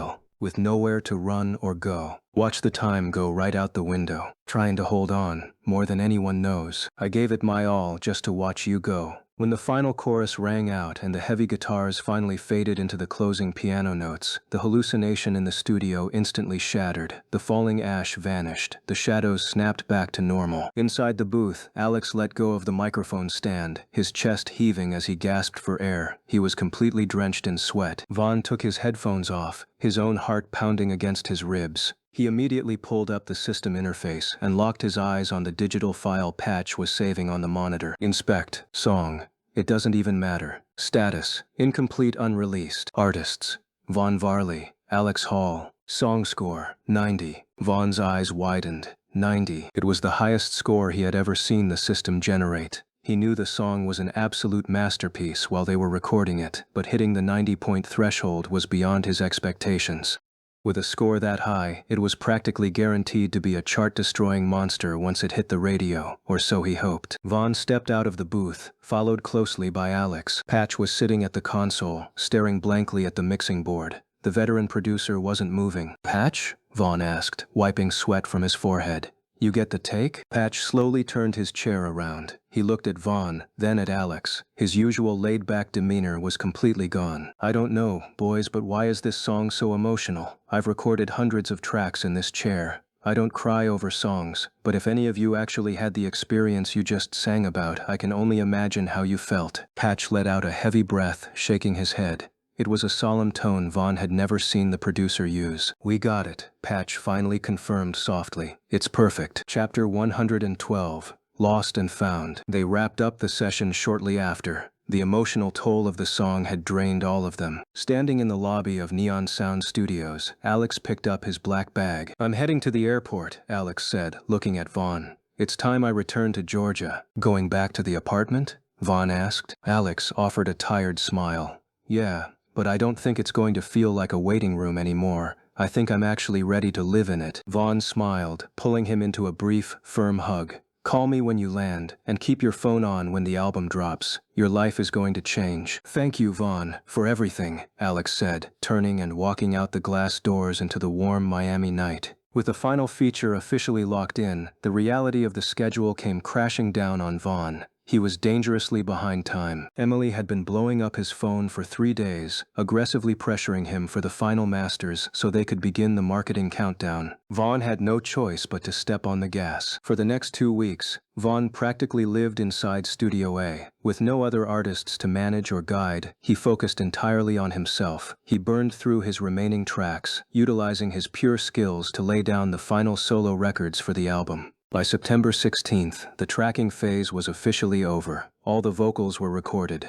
The work wasn't entirely done because Patch still had to spend a few days doing the final mixing and mastering tweaks, but that wasn't Vaughn's business anymore. His job was finished. He sat on the studio couch, pulling up the system one last time to view the completed track list. Album name: Lost and Found. Primary artist: Vaughn Varley. Label: Absolute Records. Independent. Track count: 10 tracks. Featured artists: Noah Billy, Midnight Pulse, Connor Prince, Alex Hall. Album status: incomplete, unreleased. Tracklist breakdown: You're Gonna Come Home, 74. Frozen Attitude, feat. Noah Billy, 83. It Doesn't Even Matter, 5th. Alex Hall, 90. Forget Me, 62. I Miss You, 82. Journey, 72.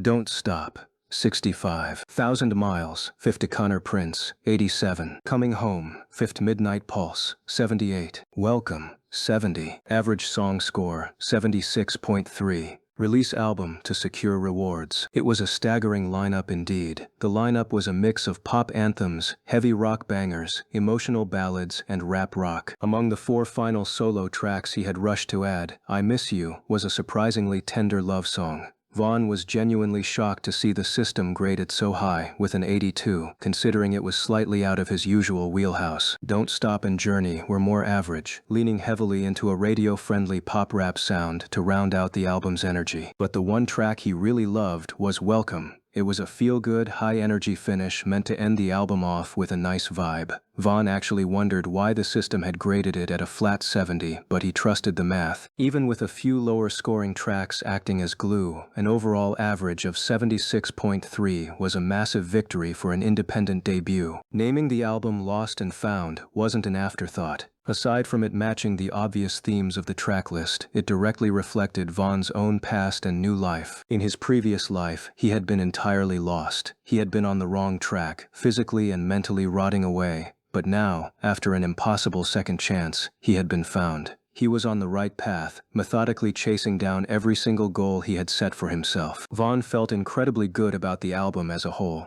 Even the visual aesthetic was locked in. Naomi had been the one responsible for designing the official album cover, so he felt relaxed about that. Later that exact same day, Emily took over. When Vaughn finally returned to the Venetian Islands mansion after his 2-week exile in Studio A, he found Emily sitting at the massive kitchen island, her laptop open and surrounded by spreadsheets. They met up and talked casually for the first time in weeks. Vaughn looked exhausted but deeply satisfied, while Emily was practically vibrating energy. After they caught up on the studio details, Emily navigated the systems to officially begin the album countdown on Musicify. The release date was locked in to be on Friday, October 25, 2019. With the digital infrastructure set, it was time to light the match. Vaughn pulled out his phone, opened his official Instagram account, and created a new post for the first time in months. He uploaded a carousel of pictures he had taken during the recording process. The first slide was a picture of him and Noah Billy laughing in the vocal booth. The second was him standing with Leo and the rest of Midnight Pulse in front of their instruments. The third was Connor Prince pointing a drumstick at the camera. The fourth was a rare picture of Alex Hall actually smiling in the studio lounge. The final slide was a picture of Vaughn and Patch standing behind the massive mixing console doing hand signs at the camera. Both of them looked completely exhausted but victorious. Vaughn made the caption, "New album, Lost and Found on the way, guys. Anticipate." Weeding. Within an hour after hitting post, the internet completely erupted. The post racked up 190,000 likes in the first 60 minutes and was still climbing rapidly. The comments section was an absolute flood, refreshing faster than Vaughn could even read them. The hype wasn't unearned. Vaughn might have gone completely silent on social media to record the album, but Masquerade certainly hadn't. After peaking at number 3 on the Billboard Hot 100 for 2 weeks, the independent viral track had continued to dominate. By mid-September, the song had acquired a staggering 170 million total streams on Musicify and 180 million views on Inktube. It was currently sitting on the Billboard Hot 100 for its 16th consecutive week, and even right now, it stubbornly remained in the top 20. It was truly a monster hit, and many prominent music critics and internet personalities were already crowning it the song of the summer. The unprecedented success of Masquerade had naturally brought a massive wave of attention to the independent artist who released it. The entire industry, from major label executives to casual pop fans, had their ears trained on Vaughn, waiting for any news of his next move. Now, their prayers were finally answered. The president. Yes, he's back. Classic momentary. What are those names I'm seeing? Is that Alex? And is that Connor? Ain't no way. Minecraft #1. Indeed, it's them. But where's Aura, Sophie, Max? They're not here. I'm hungry #21. Well, at Minecraft #1, we can't really tell why, but I'm more than satisfied already. This album is gonna cook FR. I've saved it already. All around the world, and even outside the usual internet circles, the hype was rapidly building for Lost and Found. The whole world had their eyes locked on Vaughn Varley, waiting to see exactly what the independent king had in store for them. Chapter 113. Album Hype.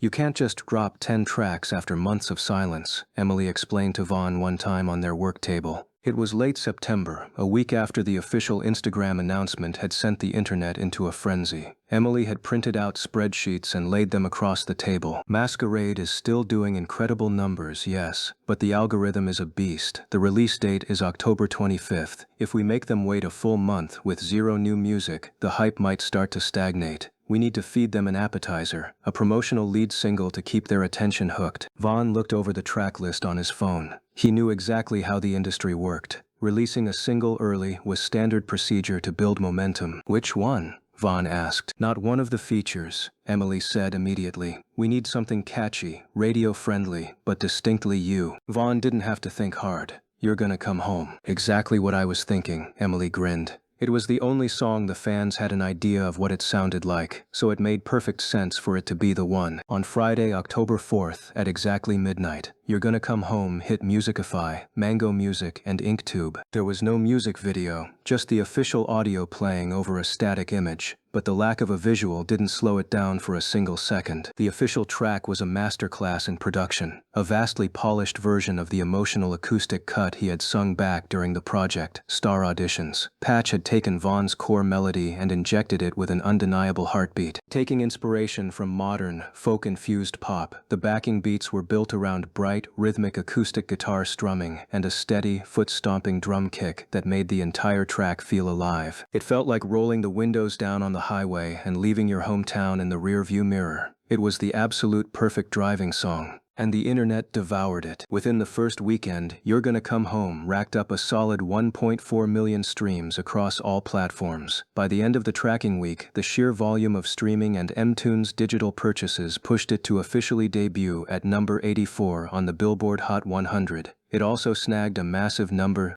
3 spot on the Musicify New Releases chart. Technically, the debut completely outclassed Masquerade, which hadn't even touched the Billboard charts in its first week. But Vaughn and Emily knew that didn't mean anything in the grand scheme of things. Masquerade was a sleeper hit that eventually climbed to number 3 through sheer cultural force. You're Gonna Come Home was riding the massive wave of hype Vaughn had already built. Still, the great performance put a unique kind of pressure on Vaughn.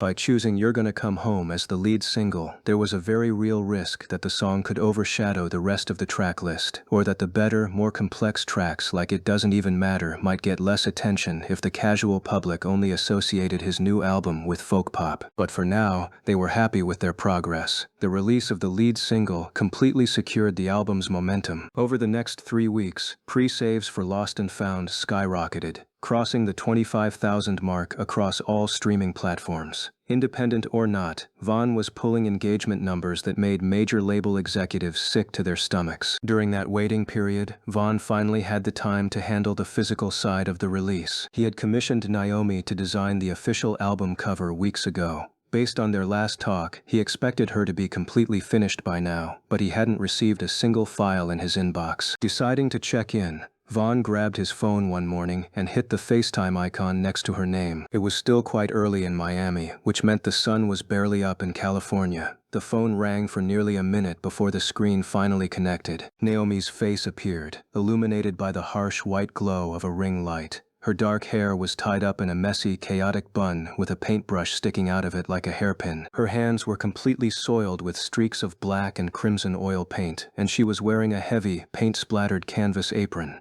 It was clear she had been working through the night. "Oh, good God, Nana. When was the last time you had a shower?" Vaughn remarked teasingly, covering his nose to emphasize his point. Naomi's face instantly flushed red with embarrassment. She quickly tried to wipe her cheek with the back of her wrist, only managing to smear a streak of charcoal across her jawline. "You little brat," Naomi pouted. "You've lost your manners, huh?"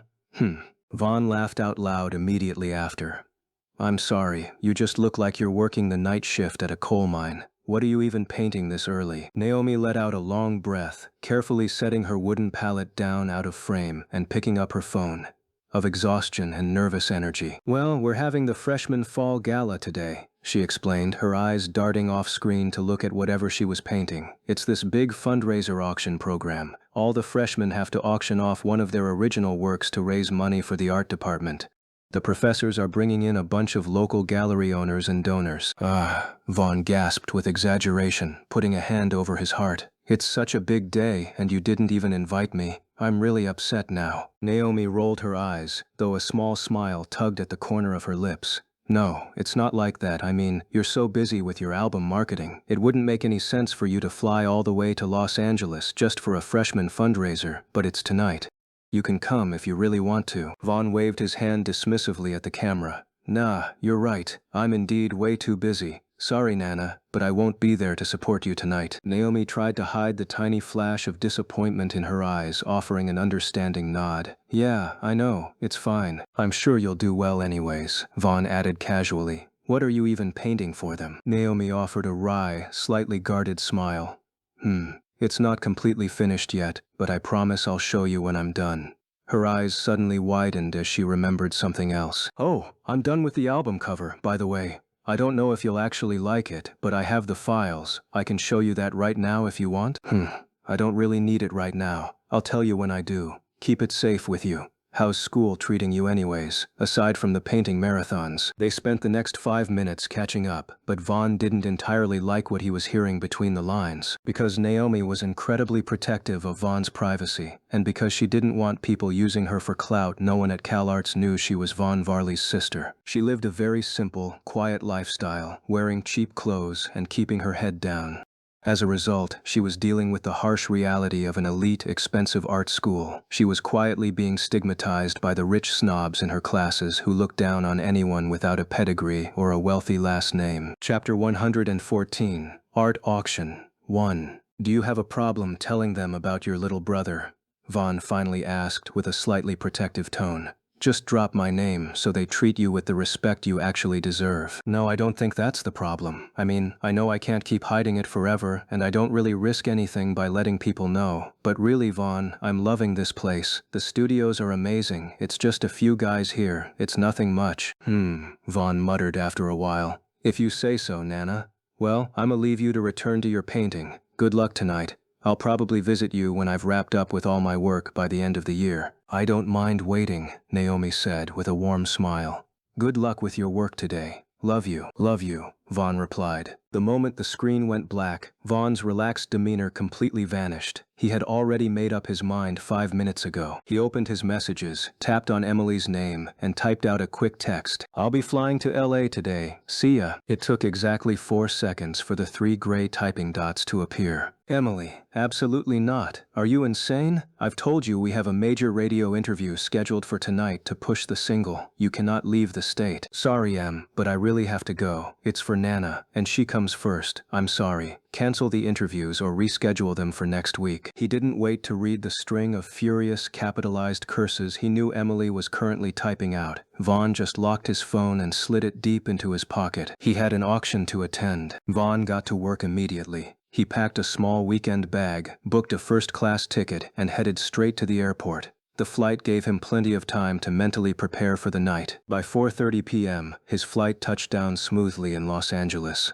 An Uber Black was already waiting for him at the curb. Since he planned on spending the night, he didn't head straight to the school. He had the driver drop him off at a high-end hotel in Valencia, booking a premium suite that was just a 10-minute drive from the CalArts campus. This was the first time Vaughn was visiting Los Angeles since his controversial exit from Project Star. Back then he was broke and dependent on the reality show. But even now he could afford to take a tour around the city. He didn't feel like it. The Hollywood signs and beaches didn't interest him. Instead, he just rested in his suite, ordered some room service, and casually played video games on his phone to kill time. By 7 p.m., he decided it was time to move. He dressed down, throwing on a plain black hoodie and dark trousers. To keep a low profile, he grabbed a black face mask and looped it over his ears. Standing in front of the bathroom mirror, Vaughn looked at his reflection. Seeing the mask on his face triggered a sudden, vivid memory of the timeline. In just a few short months, these masks would become a global necessity. COVID-19 would take the world by storm, starting in early 2020. The lockdowns imposed because of the pandemic would completely halt global travel, crash the economy, and force the music industry to cancel every single live tour and stadium show, and major labels were going to lose billions. But looking at himself in the mirror, Vaughn just smirked under his mask. "I'll put my future knowledge to use and not fall during this time," Vaughn thought. He already knew the physical touring market was going to die soon, which meant he would double down on the digital market, streaming platforms, and internet culture, while his competitors panicked. He pulled back his sleeve, checking his designer watch. It was already late. He grabbed his phone and left the suite. Another Uber dropped him off at the modern architecture of the CalArts Grand Gallery. Vaughn had expected a massive security presence, but it turned out the Freshman Fall Gala wasn't exactly the Met Gala. Security wasn't tight at all. There weren't any A-list celebrities or aggressive paparazzi crowding the entrance. Most of the attendees were simply wealthy representatives of the freshmen's families or local, deep-pocketed alumni who had come to support the school. Because Vaughn was a bit late, the main doors to the exhibition hall were already closed.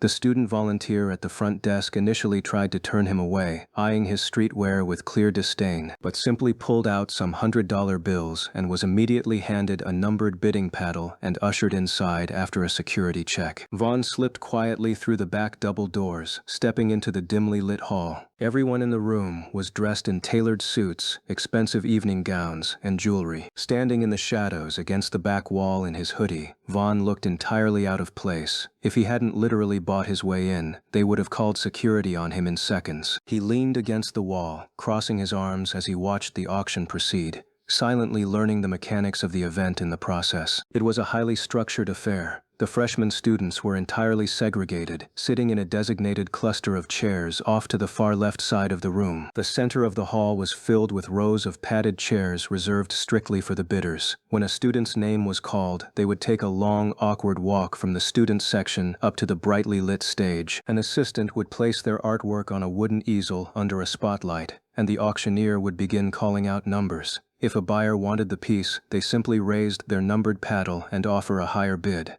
Then the highest bidder gets to have it. Vaughn quickly noticed that the seating arrangement in the center rows was not a coincidence. The hierarchy was obvious. The most high-profile, wealthy bidders were seated right up front, dominating the first row, while the less affluent relatives were pushed toward the back. As he watched piece after piece go up on the easel, Vaughn wasn't exactly blown away. He was no professional art critic, but he had a sharp eye for visual aesthetics. Nothing he saw on that stage looked extraordinary. Most of it were just overly pretentious. Despite his silent critiques, the wealthy parents were throwing their wallets around. Every single piece sold, with the highest going for around $600. For a cheap painting made by a freshman who wasn't even a professional artist yet, that was a massive sum of money. But as the night dragged on, Vaughn's attention was drawn to one specific man sitting in the center of the front row. He was an older, pompous-looking man wearing a tailored, double-breasted suit, a high, stylish cap, and a monocle-style eyepiece. Sitting directly next to him, blatantly ignoring the rules that required students to sit in the designated side section, was a blonde girl in a glittering dress. She was clearly a student, and just as clearly his daughter. Chapter 115. Art Auction 2. Listening to the hushed whispers of the parents sitting near the back, Vaughn learned the man's name was Edward. He was a massive real estate tycoon and one of the school's financial supporters, and Edward was making sure everyone in the room knew it. The man was treating the auction like a personal shopping spree. He raised his paddle for almost any item he showed even a passing interest in. So far, Edward had laid claim to 11 different artworks all by himself, dropping hundreds of dollars just because he could. And the most infuriating part, it wasn't even his blonde daughter's turn yet. Vaughn sighed heavily. This is boring. Can it get to Naomi already? Losing interest in Edward's ego trip, Vaughn pulled out his phone and started playing a video game right there against the back wall. The rapid tapping of his thumbs attracted several disgusted glares from the rich snobs sitting in the back rows, but Vaughn couldn't care less. He had only been playing for about 10 minutes when the auctioneer's voice boomed through the speakers, calling out a number that made Vaughn look up. $5,000. The entire room let out a collective gasp. Vaughn slipped his phone into his pocket and looked up at the stage. Edward's blonde daughter was finally standing under the spotlight. She was smiling innocently, playing with a lock of her hair, looking incredibly pleased with herself. Vaughn squinted at the easel to see what masterpiece had commanded such an insane price. He almost laughed out loud. It was a normal, plainly painted clay vase. It didn't even have a single drop of glaze or design. It was a literal, plain white vase. $5,000 for the vase of profound emptiness, the auctioneer announced with excitement as he pointed toward the front row. Do we have any counter offers? Of course, the room remained dead silent. Who in their right mind was stupid enough to spend $5,000 on a freshman's plain pottery project? It was absolutely nuts. It was just Edward inflating his daughter's status to make her the unquestioned star of the night. Going once, the auctioneer called out into the quiet room.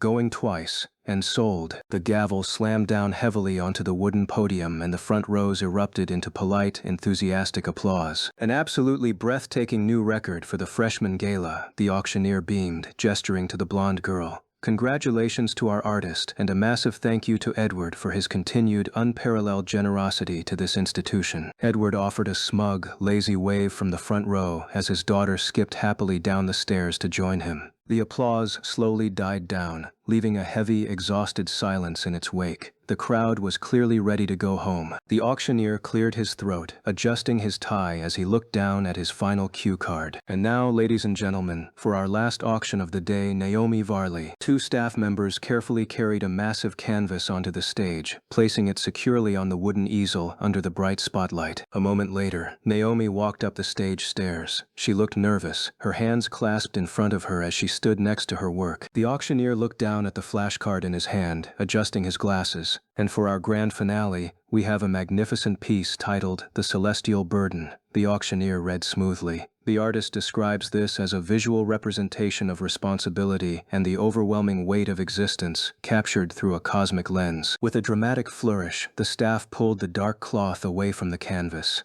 It was a breathtakingly large painting done on a massive solid board. The background was an endless, deep expanse of space, filled with scattering stars, nebulas, and the cold void. But the centerpiece of the painting was what drew the eye. A massive, shadowy void figure made up the majority of the canvas. The figure had its hands outstretched in a hyper-realistic manner, and resting perfectly in the palms of its hands was the Earth, surrounded by multiple other planets and the entire solar system. It was an amazing artwork by all standards. The shading, the raw emotion, and the incredible detail of the planets reflecting light against the void figure were masterclass level. Unfortunately, most of the wealthy people sitting in the hall weren't actually interested in profound artwork. They just wanted safe, bright, boring paintings to hang in their living rooms. To them, this was too dark. "We will start the bidding for this grand piece at $100, the auctioneer announced. "Do I have $100? Before anyone could even raise their paddle to offer the minimum, Edward's voice echoed from the front row. $110, Edward said lazily. People shifted in their seats, exchanging confused glances. Edward had been dropping hundreds of dollars all night. Why was he suddenly lowballing the final piece with a $10 increase? Did he not value the craft at all? $110, the auctioneer said, recovering quickly. Going for $110. Usually, the other parents would step out the moment Edward got involved, considering he always made the highest offer and no one wanted to offend the millionaire. But a man sitting a few rows back, who actually had a good eye and really liked the artist's technique, decided he gave a shit. $150, the man called out. Edward didn't even turn his head, he just raised his paddle again. $160. The man frowned, refusing to give up that easily. $170. Before Edward could respond, a woman on the opposite side of the aisle who recognized the sheer value and effort of the artwork raised her paddle. $200. We have $200, the auctioneer pointed. Going for $200. In the front row, Edward let out an irritated sigh. He didn't actually want to bid high for this dark, gloomy piece of art. The only reason he was bidding at all was because his daughter had whispered in his ear and asked for it. But now, these random people were dragging the price up and wasting his time. He decided to end it right there. $300, Edward declared, increasing his bid by a whopping $100 in one go. His tone effectively silenced anyone else who was considering joining the fray. The woman who had just bid thought about it for a few seconds, but she had already purchased an artwork earlier in the night. She lowered her paddle and decided to give up. $300 to Edward, the auctioneer said, scanning the quiet room. Going once, going twice. $0.000. The voice came from the very back of the hall, calm and completely unbothered. It was none other than Vaughn. He wasn't having any of their bullshit today. He had been watching the entire exchange silently, completely deadpanned as he realized that Naomi's magnificent art was about to be sold for pennies just because these rich snobs didn't understand it. In the front row, Edward didn't look back. Instead, he looked down at his daughter. The blonde girl was staring up at him with pleading eyes. She knew Naomi personally, and they definitely weren't friends. She knew that if some other person bought Naomi's artwork for an expensive price, the entire school would praise her. The blonde girl's plan had been simple: force her dad to buy Naomi's art for a cheap price, take it back to the dorms, and then publicly discredit it by claiming they purposely bought the worst artwork of the day out of pity. But now, some random guy in the back was completely spoiling her plans. Seeing his daughter's desperate, pleading eyes, Edward set his jaw. He wasn't going to let anyone in this room outspend him. He raised his paddle high. $5,000, Edward called out, matching the exact number he had just spent on his own daughter's art. There were several loud gasps in the room. $5,000 for a single piece was already a massive record, and now 2 pieces had hit that mark. But before the auctioneer could even acknowledge Edward's bid, the voice in the back called out again, completely unfazed. $0,000. Edward froze. He didn't expect such a ridiculous, overwhelming bid. Unable to stop himself, the man was forced to turn around in his seat to see exactly who he was dealing with. He cursed himself silently, wondering which crazy person in attendance was throwing around that kind of money. His eyes landed on a young guy leaning against the back wall, dressed in a plain hoodie and wearing a black face mask, casually holding his paddle up. The auctioneer was even sweating with excitement. $15,000 for the celestial burden. Going once, going twice, sold. The gavel cracked like a gunshot, and the entire room erupted. Everyone clapped and cheered, the applause deafening as the shock of a $15,000 freshman painting set in. Meanwhile, standing in the back, Vaughn let out a quiet breath. He was already thinking about how he was going to explain to Emily that he just threw away $15,000 on an artwork. She's gonna kill me. But despite that, Vaughn didn't have a single regret. It wasn't just any artwork, it was Nana's, and no one was going to disrespect her while he was in the room. The applause slowly faded as the auctioneer wiped his forehead with a handkerchief. Thank you all. The auctioneer smiled broadly, gesturing to Naomi, who looked like she was completely frozen in shock, and a massive thank you to our brilliant artist. This concludes our last auction of the day. As always, we would like to take a commemorative picture with the highest bidder and the artist of the night. The auctioneer looked straight ahead and his eyes locked on to where Vaughn was standing in the shadows. Do you mind coming down to the stage, good sir? Chapter 116. Is that Vaughn? The room went completely silent as all eyes turned to the back of the hall. Vaughn didn't expect such a moment to occur, but experiencing it now, it didn't affect him. He pushed off the wall and began walking down the center aisle. His footsteps were the only sound left in the now hushed hall. In a sea of tailored tuxedos and expensive evening gowns, Vaughn's outfit stood out remarkably. A few of the wealthy parents sneered, whispering to each other about how a hooligan had managed to get inside a private gala. Edward glared as Vaughn walked past his row. The real estate tycoon's face was flushed red with anger and embarrassment. He had been the absolute king of the room all night, bullying everyone else out of the bidding. Now, some random kid in streetwear had just humiliated him in front of his daughter and the entire school faculty. The blonde girl crossed her arms, glaring daggers at Vaughn's back. Vaughn ignored them completely. His eyes were fixed entirely on the stage, specifically on Naomi. Before he could reach the wooden steps leading up to the platform, a nervous event staff member intercepted him. The man was holding a portable payment terminal and looking at Vaughn with clear suspicion. "Sir, excuse me," the staff member whispered loudly. "We normally process extraordinarily large bids immediately to ensure validity before the final presentation." The staff member was sweating. He clearly thought Vaughn was just a prankster who didn't actually have the money to back up a $15,000 call. But something about Vaughn's aura still made him scared to interrupt the young man. Vaughn didn't say a word. He just reached into his pocket, pulled out his black card, and tapped it against the machine's screen. The money was sent through upon his authorization. The staff member's eyes bugged out as he looked at the instant confirmation on the screen. He quickly stepped aside, bowing his head. Thank you, sir.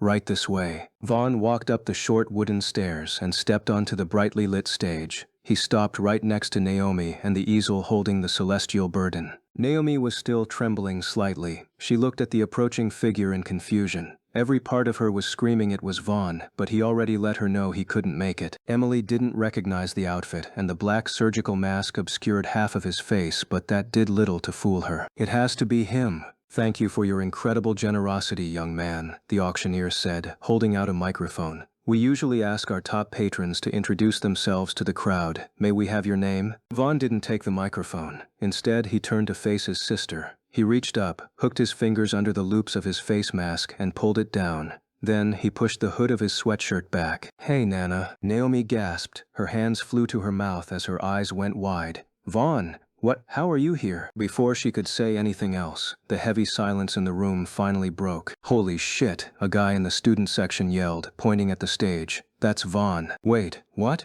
Vaughn?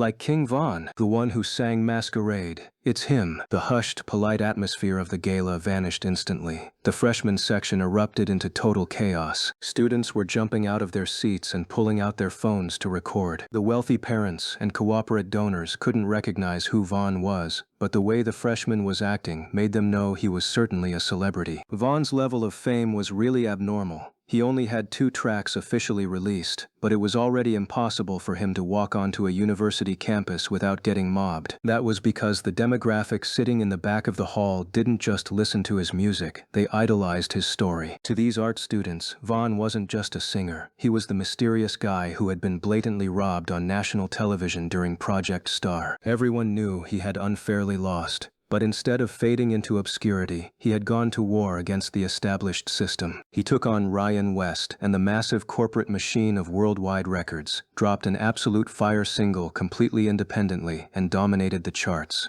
He was a symbol of raw talent beating a rigged game. That narrative naturally generated a massive cult-like hype around his name. The auctioneer even recognized him. He looked like he was about to faint for some reason. He had just auctioned a freshman's painting to one of the biggest rising stars in the modern music industry. "Mr. Vaughn," the auctioneer stuttered, quickly adjusting his tie and wiping his forehead. "It is an absolute honor to have you here. Please, the photographer is ready for the commemorative picture." A staff member rushed forward with a high-end camera. Vaughn stepped closer to Naomi, wrapping a protective arm around her shoulder. She leaned into him, still in shock, but a massive smile broke across her face. Flash, flash, flash. The picture was taken. It featured Vaughn, looking effortlessly cool, and Naomi, beaming with pride, standing next to her masterpiece. Down in the front row, Edward was frozen in his seat. The smug arrogance from earlier had completely gone, replaced by a pale, sickly expression. He was a wealthy man, sure, but he understood the power of modern celebrity.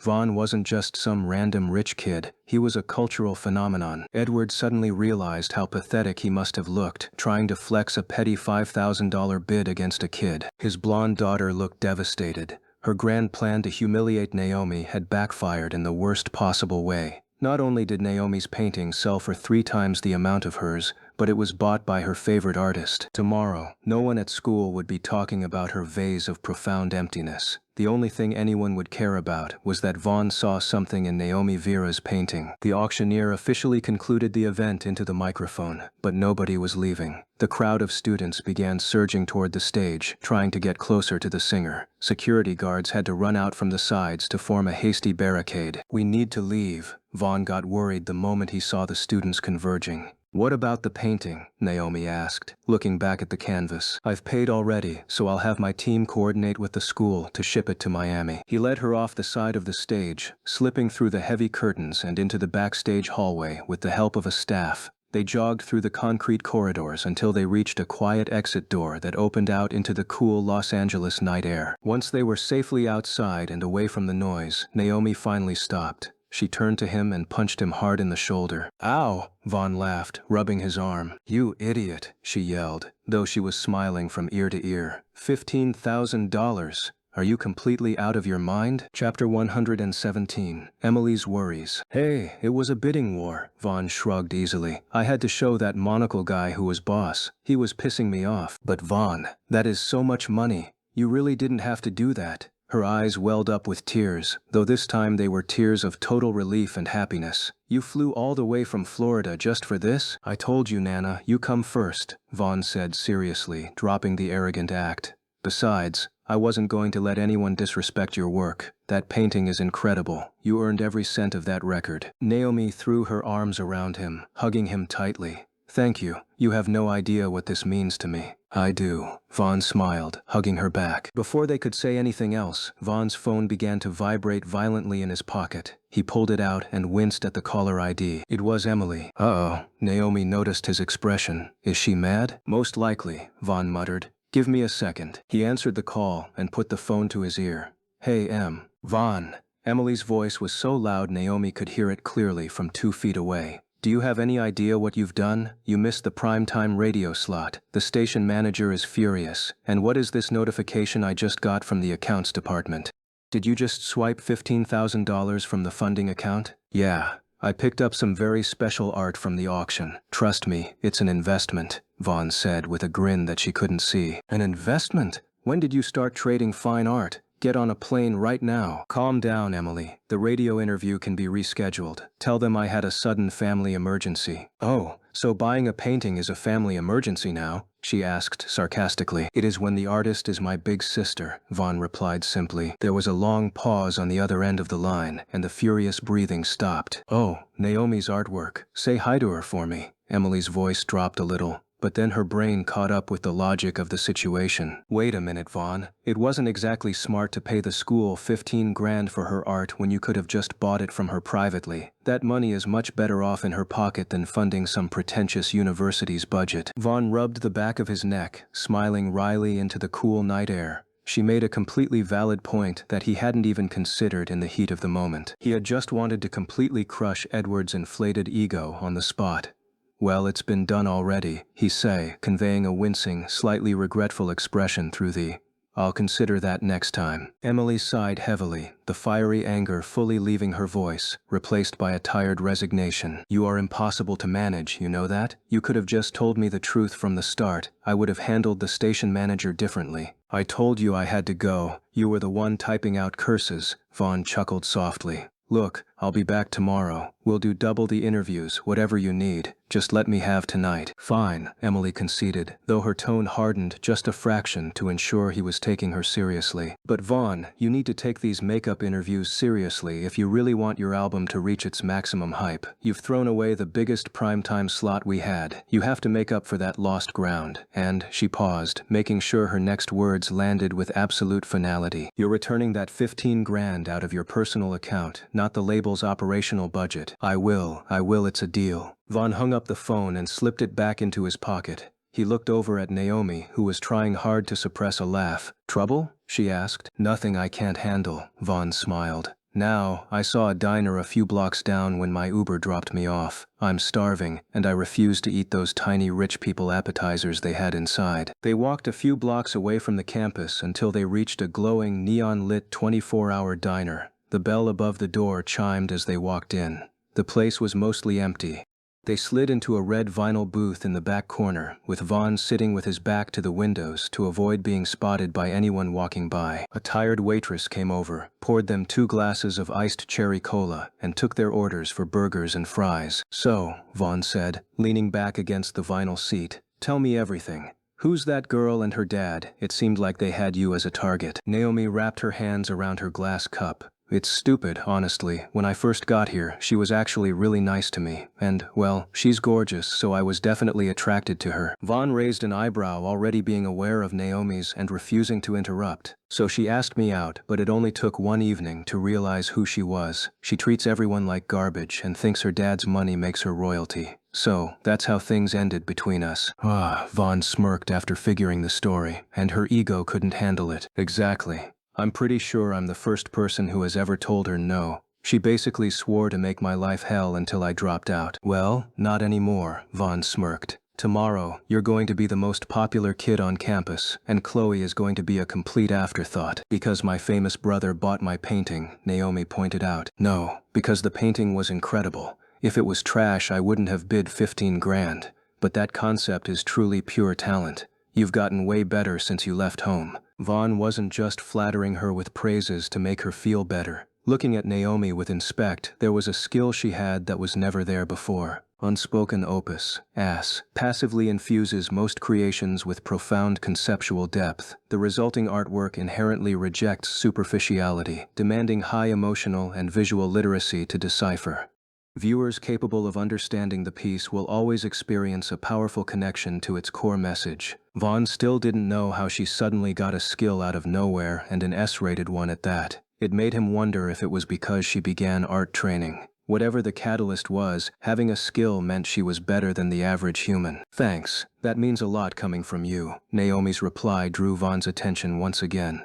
I almost forgot. The album cover is ready. Would you like to see it? Back when he had first made the decision that Naomi would handle the cover art for Lost and Found, it had caused a disagreement between all the experts involved in making the album. They had argued that letting an untested amateur handle the visual branding for an album carrying so much expectation wasn't a good idea. Vaughn had shut them down immediately, Back then, he had insisted on Naomi purely out of his love for his sister. He wanted her to have a massive piece of his success. He hadn't actually cared if the art was just average. He was going to use it anyway. But now, after seeing her artwork at the auction for himself, and recognizing the sheer, undeniable magnificence of her newly awakened S-rank skill, his mindset had completely shifted. He wasn't just doing his sister a favor anymore. He was actually looking forward to seeing what she had created. Chapter 118. Profound Art. Naomi reached into her handbag and retrieved her MyPad. She sat up a little straighter in the vinyl booth. So, the entire album art was hand-drawn by me, Naomi explained, tapping the screen to unlock it. I had to digitize it at the end to get the resolution right for the label's formatting requirements.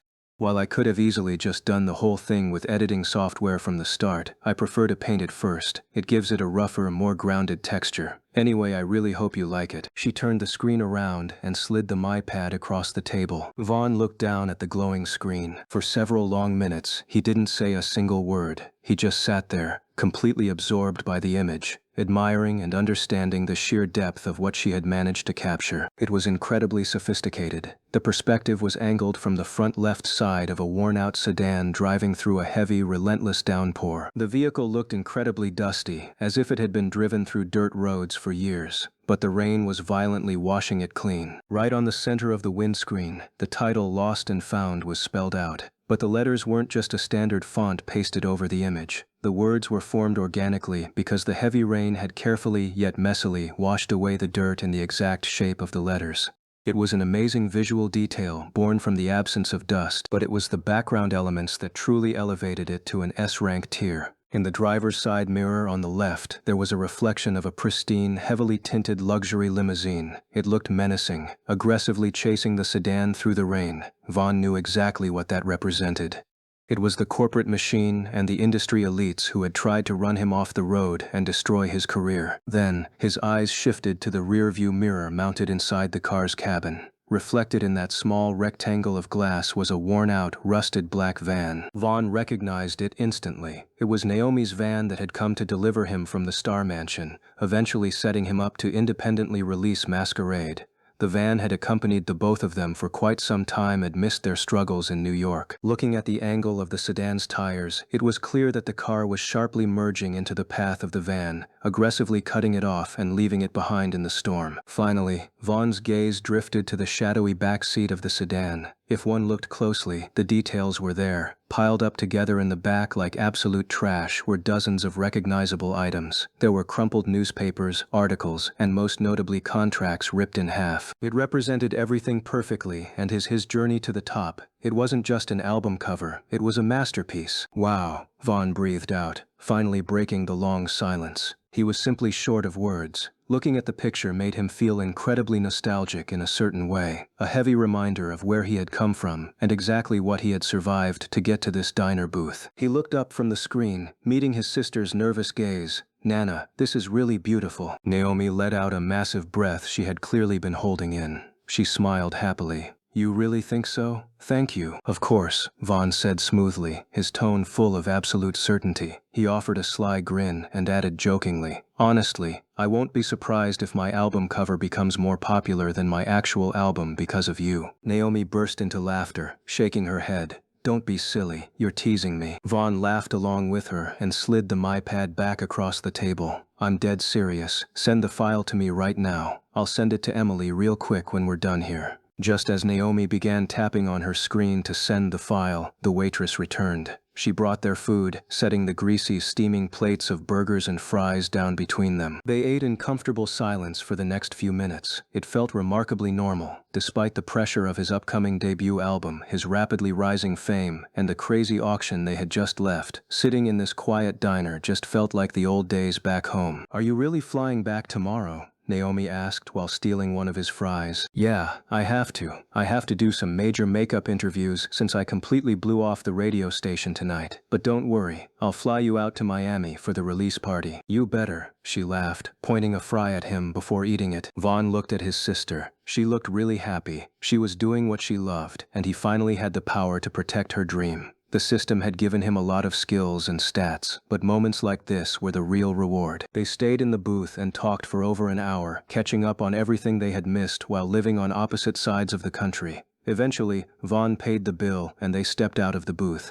He was just about to leave the diner and walk her back to her campus dorm when his phone began to ring again. He pulled it out of his pocket and saw the caller ID. It was his manager again. "What's up, Em?" Vaughn answered, stepping out onto the quiet sidewalk. "Vaughn!" Emily screamed immediately. Her tone was so high-pitched and frantic that it left Vaughn wondering if she was furious about something new or incredibly excited. "What's the problem?" "There is no problem. I am super sorry for scolding you for flying to Los Angeles," Emily yelled through the speaker, her words tumbling out rapidly. "Forget the radio slot. Forget the local station manager. The producers at Late Night with Colin Gork just contacted us directly. They want you for an exclusive couch interview this Friday, an extended one." Vaughn was really impressed. That was one of the biggest broadcasts in the entire country, and it was the same one Julian had used as a tool to try diminishing Masquerade for not having visuals. "Your display in CalArts is absolutely trending right now," Emily continued, completely out of breath. "Videos of you at the auction are all over social media. In fact, the pre-saves on your album have increased by 10% in the past hour alone. You lucked out big time, Vaughn. The hype is literally off the charts." Vaughn smiled widely, looking over at Naomi, who was watching him curiously. He easily controlled his happiness, keeping his voice confident. "You see? I told you I had everything under control." "Yes, sir," Emily laughed with pure relief. "I will even argue with you this time. You played it perfectly." But her voice suddenly trailed off. "What?" Vaughn asked with immediate urgency, sensing how her tone had drastically dropped from ecstatic to deeply serious in a matter of seconds. Emily let out a slow, hesitant sigh through the phone. "You're not the only one trending, Vaughn. On some level, your sister is too. And you might not like this." Chapter 119. Defusing the Bomb. A blurry zoomed-in video taken from the back row of the CalArts auditorium had been posted on social media and spread like wildfire. It showed Vaughn pulling down his mask on the brightly lit stage. The video didn't have audio, effectively hiding the exact moment Vaughn called the artist Nana. What the internet did see was Vaughn, the hottest rising independent artist in the country, dropping $15,000 on a single painting. They saw him wrap a protective arm around the pretty, nervous artist, and they saw the two of them immediately sprint out the back exit together into the night. The comments were moving at light speed. "No grass toucher. Bro just casually dropped 15 bands on his girl's homework. I can't even afford a McDouble right now. Sympatrol_01 at No Grass Toucher. TF? You're just poor bro. IDK why everyone's talking 15 grand like it's 15 million. Music Junkie 178.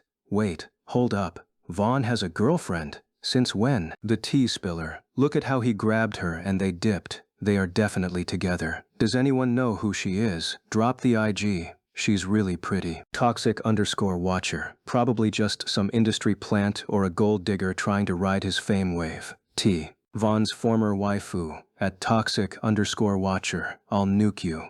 She's gorgeous. Within an hour, internet sleuths had ripped through the CalArts public registry to find out exactly who the girl on stage was. Because Naomi had wanted to avoid living in her famous brother's shadow, she hadn't registered at the school as Naomi Varley. She had registered under her mother's maiden name, Vera. The pop culture blogs picked it up instantly and began blasting out the headlines. Drama in CalArts. Vaughn's mystery queen identified. Standing on the quiet sidewalk outside the diner, Vaughn listened to Emily narrate everything to him. "But why?" Vaughn muttered, rubbing his forehead in frustration.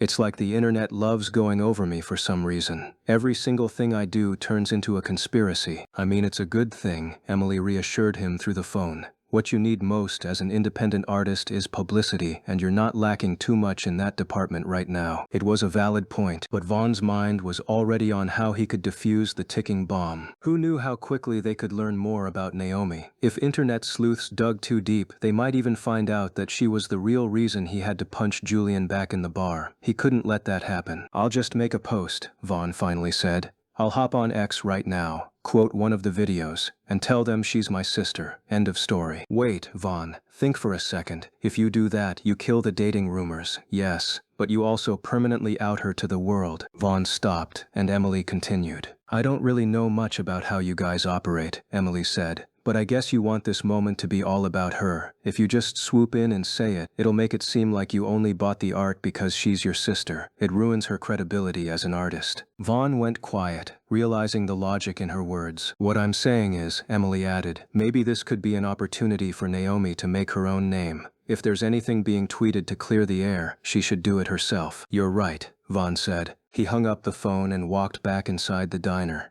Sliding back into the vinyl booth, Vaughn quickly explained the viral situation to Naomi. Surprisingly, she didn't mind the situation at all. Instead, she found it hilarious. "Wait, they think I'm your sugar baby?" Naomi burst into laughter. "Oh my God, ew!" "Yeah, well, Emily thinks you should clear it up yourself," Vaughn said with a smirk. "Oh," Naomi said, her eyes lighting up with realization. "So you're saying I should create an art page?" "Exactly." Naomi didn't waste a single second. She created a brand new professional profile on X. Then she leaned across the table, grabbed Vaughn by the shoulder, and snapped a quick picture of the both of them holding their half-eaten burgers. She uploaded the selfie, along with a high-quality picture of her painting. "Thanks for buying my art, big bro. Thanks for the burgers, too." Vaughn immediately opened his own app and retweeted it to his 1.8 million followers. As simple as that, the rumors were completely diffused. The narrative instantly shifted from a scandalous romance to a viral flex of sibling support. "Done," Naomi smiled, putting her phone away. Considering the time, they quickly finished their food.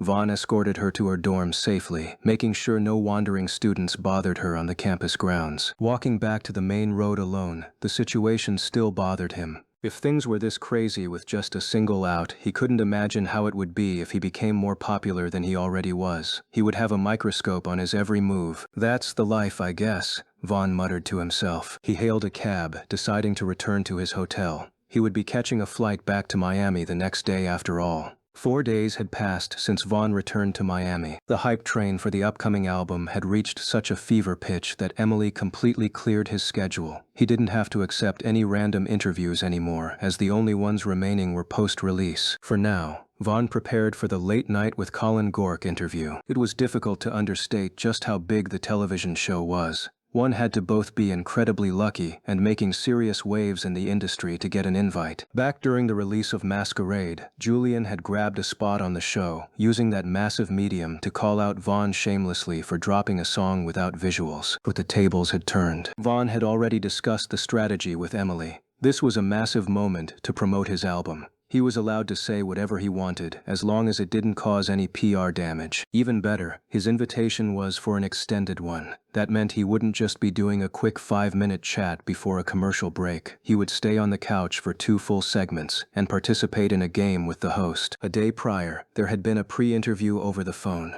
Vaughn had to go over the questions with the producers before the actual day. The heavily scripted nature of it all made him realize just how fake the corporate world truly was. They wanted pre-planned punchlines and manufactured moments, but Vaughn didn't care. He was going to play the game his way. Vaughn waited patiently backstage until the day finally arrived. When his cue hit, he walked out onto the brightly lit stage. He was dressed immaculately in his signature Vanguard streetwear, a dark, structured jacket, loose trousers, and heavy combat boots. The live studio band hit a jazzy crescendo. "Ladies and gentlemen, we have an absolute fan favorite here tonight," Colin Gork announced to the camera. "From the vibrant streets of Miami, we welcome rising singer and rapper Vaughn Varley onto the stage." Chapter 120. Vaughn's interview with Gork. The cheers from the live audience kept raging after hearing the name. Vaughn walked with a cool, unbothered swagger. He shook Colin's hand firmly before taking his seat on the plush guest couch. After Vaughn sat comfortably, Colin Gork leaned forward on his desk with a wide smile. "Welcome to the show, Vaughn Varley," Colin said loudly over the applause. "Or should I say King Vaughn?" Vaughn laughed lightly without a word. Colin continued, "Man, what a year it has been for you. Project, star finalist, independent artist, a debut single that became a cultural phenomenon, Vanguard's official ambassador." The host chuckled, shaking his head. "And now I hear you're doing side quests and college auctions while your album is on the way. How's the new star life treating you?" The audience laughed loudly at the joke. "Yeah, I must admit it's been one heck of a year," Vaughn smiled, "and I think I'm doing really fine. Except some upgrades to my lifestyle, life has been fairly normal. I'm living and enjoying the moment. Colin pulled up a printed graphic of Naomi's viral tweet showing the selfie and the artwork. Well, speaking of those recent events, Colin said, you made headlines for dropping 15 grand on a painting. Now we know it's your sister. But man, 15,000? Honestly? That price is even far too less for how spectacular that art was, Vaughn said seriously. She's a really good artist. She's even the one that made my official album cover. The studio screens instantly flashed the lost and found artwork, which had been uploaded officially just 2 days prior. The audience applauded the intricate, symbolic design that had been all over social media. It is absolutely gorgeous, Colin praised. But let's talk about that album. I'm looking at the track list and I'm seeing some very familiar names. It's like you're bringing back your former crew from the show. Absolutely, Vaughn nodded. But it's more than a reunion. They're all really talented musicians that I felt I could work with to put out good music. We locked in, and we all delivered well there. The hype is definitely real, Colin said. Of course, not everyone can make the team. But there's one name everyone is asking about. Did you have a fallout with Aura? Vaughn paused for a fraction of a second. He still didn't understand why the show's producers had insisted on including this specific question during the pre-interview. It felt like bait, but he could only answer smoothly. Nah, we're very good, Vaughn answered effortlessly, waving a hand. She wasn't available due to personal reasons, but we're both open to making music together sometime in the future. His casual response immediately drew a collective ooh of relief and excitement from the studio audience. Glad to hear it, Colin smiled broadly. Does that mean you plan on making music for a long time? Because if I remember correctly, you almost studied theater arts, right? With a smirk playing on his lips.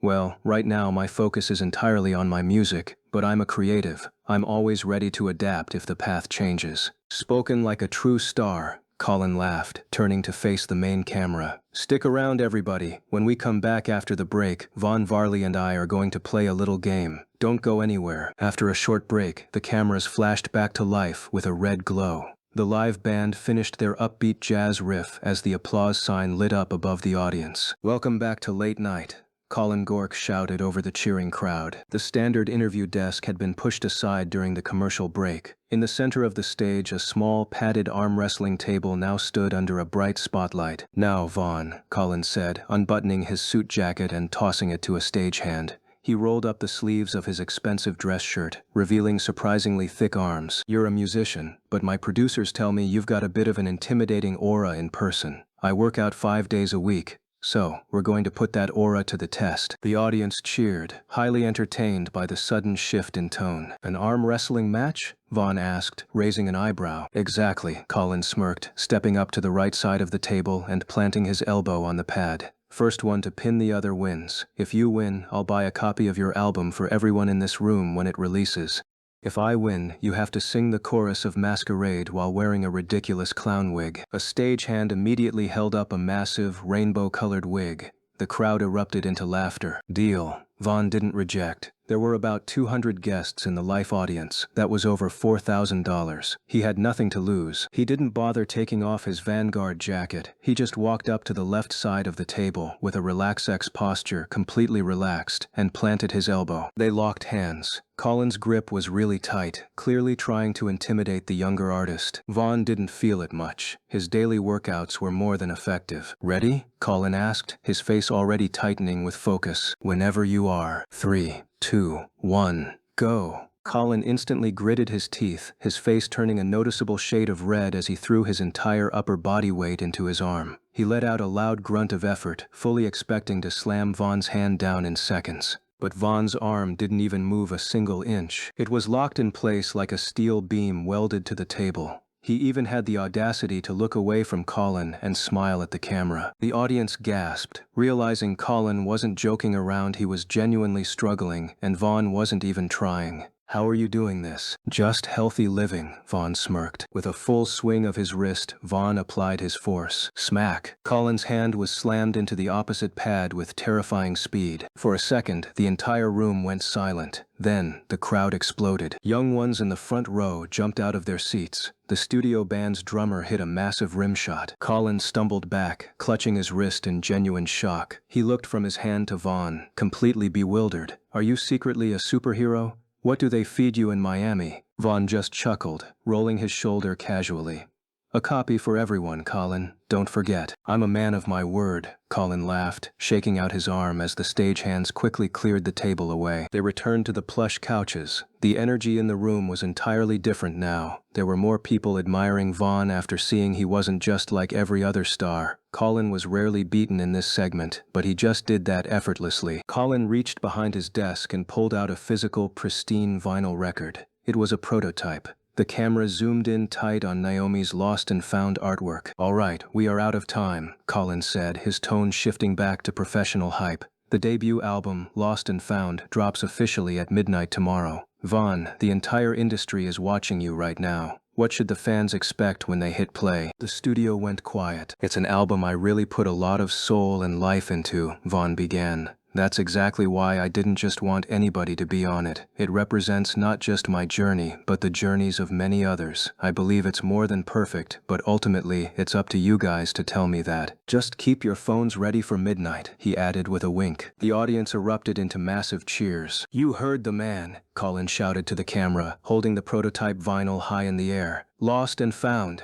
midnight tomorrow, but for now we're all gonna hear the main man perform the first song of the anticipated album. Before we continue, give it up for You're Gonna Come Home." Chapter 21, Album Critique. In a dark apartment somewhere in America, a young man sat slouched in a ridiculously expensive gaming chair. The walls were filled with LED lights, and a high-end DJ mixing deck sat on the desk, surrounded by 3 separate curved monitors and a professional-grade microphone hanging from a boom arm. It was a top-tier streaming setup. The man, known online as Jack the Ripper, glanced at the small digital clock glowing at the bottom corner of his main monitor. It read 11:59 p.m. He drew his chair forward and adjusted his heavy studio headphones before looking into the camera lens. "All right, chat, just one more minute to go." The chat box on his right monitor was being filled with text at a ridiculous pace. Jack was broadcasting live on Twitch. He had over 700,000 total followers, and his core audience were really loyal. Right now, there were exactly 62,000 people watching him live. In the streaming world, those numbers were astronomical. He was famous for one specific thing: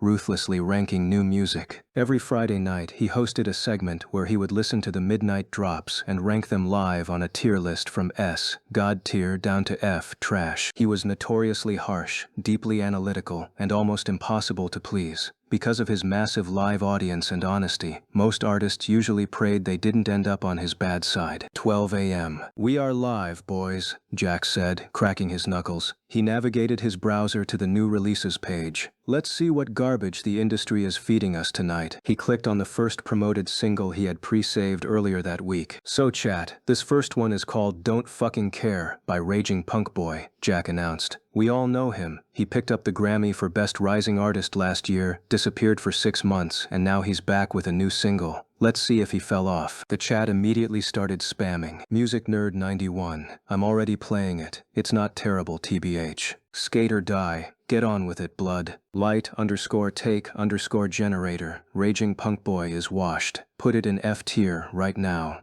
Minus." All right, guys," Jack laughed, holding his hands up. "No spoiling in the comments. Let's hear it." He clicked play, and the heavy distorted bass immediately blasted through his headphones and out to the stream. It was a violent, aggressive funk-punk track with very few lyrics, clearly aimed at a specific niche of listeners. Jack sat completely still with a deadpan face. The track hadn't even reached the 50-second mark when Jack abruptly stopped the song. "Yeah, no, this is fucking mid," Jack stated with disappointment. "The mixing on that bass is muddy as hell, and the vocal distortion is just lazy. I'll place it right in the D tier." With a few clicks, he dragged the album art onto the digital tier list glowing on the screen, dropping it near the very bottom. His harsh dismissal instantly triggered a wave of angry comments. "Punk rock forever. What is bro feeling like? Your own beats are trash, and you dare put Raging Punk Boy in D tier. Melody Hunter. This dude is way too full of himself. Why am I even watching this stream? W_takes_only. L streamer. Unfollowing." Jack didn't care about the hate at all. He simply grinned at the camera. He was known for his harsh critiques, and that unfiltered honesty was exactly why he pulled 60,000 viewers at midnight. He was about to click on the next indie submission when his eyes caught a massive banner ad updating on the streaming platform's homepage. Jack leaned closer to his monitor and his eyes widened. Whoa, what do we have here? The chat began flooding with question marks. My namesake just dropped a surprise full-length album. No fucking way, Jack yelled in shock. If anyone were asked what they considered the undisputed song of the summer, millions of people would immediately name For You by Jack Sherwin. The massive pop-rock track had been released in the exact same month as Vaughn's Masquerade. It had maintained the #1 spot on the Billboard Hot 100 for 3 straight weeks before finally falling to number 4 when Masquerade went viral. But that hadn't stopped Jack Sherwin's momentum. Eventually, For You climbed back up to number 3 when the Masquerade hype slightly cooled down, and it had remained comfortably bouncing around the top 10 up until this very day. It had over 300 million streams on Musicify alone, and was already locked in for Song of the Year nominations. But now, Jack Sherwin had pulled off his magic again, completely bypassing a single rollout and dropping a surprise 12-track album. "Let's eat, guys," Jack said with a massive smile spreading across his face as he adjusted his headphones. Jack Sherwin was secretly one of his favorite artists. The album was simply titled You. The cover art featured Sherwin wearing a classic cowboy hat, standing in a lush green field with a single rose outstretched toward the screen. Jack hit play on the first track. For the next 30 minutes, the stream was a massive listening party. Out of 12 songs, Jack only skipped 3 times. He listened to the majority of the tracks with a wide smile on his face, nodding his head to the upbeat pop rhythms and offering technical praise for the vocal layering. By the time Jack concluded the final track, the chat was buzzing. Everyone knew they had just found pop gold that morning. Seriously, chat, this album is gold, as expected of my man Jack Sherwin. He fucking always hits. The viewers waited for the catch. With Jack the Ripper, there was always a catch. He didn't disappoint. Unfortunately, Jack sighed and his smile faded a bit. None of these tracks can meet the absurd standards set by For You. None of them have that exact magic, guys. His eyes darted to the chat, which was already filling up with defensive hate comments. He quickly held his hand up to the camera. "Don't get me wrong, guys. It is a fire album, no doubt about it," Jack defended himself. "But Sherwin has just spoilt us for far too long. We expect perfection every time, even though it's elite, and I can definitely listen to this all day. I can't give it the crown. So, I'll place it in A tier." There were celebrations in the comments section. Seeing Jack place an album in the A tier on the first listen was incredibly rare. To the viewers, it was essentially a perfect score, and they weren't going to argue with his ridiculously high standards. With the biggest release of the night out of the way, the chat began raging with hundreds of new requests. Independent artists and fans alike flooded the screen with song titles, hoping Jack would review their favorites. Jack narrowed his eyes, leaning closer to the monitor. One specific request was being spammed far more than any other. "Lost and Found by Vaughn?" Jack read aloud, raising an eyebrow in genuine confusion. "Who the hell is Vaughn? I've never heard of that person before." The chat instantly turned on him. "Music snob. Do you even listen to music, dog? You never know any songs." "Let's see what the fuss is about," Jack muttered, taking a long swig from his water bottle. He didn't bother with the curses flying through his chat. He typed the name into the Musify search bar and clicked on the artist profile. Wait, he has 1.2 million monthly listener. Those are mad numbers for someone with one released song. Before jumping into the album, he clicked on the single record. The heavy, infectious intro blasted through his headphones, and within 5 seconds, Jack's eyes widened in recognition. "Oh, I know this song. This is the sound that was trending all over TikTok last month, the one without the music video." "Chill, chat. We're cool." Jack laughed defensively at the rapid raging comments. "I've heard about Vaughn now, but viral hype doesn't equal a good album. Let's judge him for real." He navigated back to the newly released album, Lost and Found, where he admired the cover art for a second too long before clicking play. "All right," Jack said, a slightly wicked, skeptical smile crossing his face. "Let's see if the kid can actually make music." He hit play on the first track, You're Gonna Come Home. Almost instantly, Jack's wicked smile vanished. He didn't skip. He let the entire track play out. He found the production incredibly relaxing. It set a perfect, grounded tone for the project. When the second track, Frozen Attitude, began, the smooth transition caught him off guard. The heavier, confident beat rode perfectly on the momentum of the first song. Jack felt actual shivers run down his spine. He sat up straighter in his chair, realizing he wasn't just listening to a viral internet kid, but it was the third track that broke him. When the rock of It Doesn't Even Matter began sounding, Jack didn't know when he closed his eyes. The chat box, the glowing LED lights, the 62,000 viewers watching him, they all faded away. The raw emotion behind the song felt really real. It forcefully dragged Jack back to the memory of his own worst heartbreak years ago. When the song ended, Jack didn't say a word. He just moved his mouse, clicked the progress bar back to 0 o'clock, and played it again. And then he played it a third time. Even more absurd than a notoriously harsh critic replaying a song 3 times was the fact that the Twitch chat wasn't complaining. The spam had slowed down entirely. Almost all of the viewers were hearing it for the very first time right alongside him.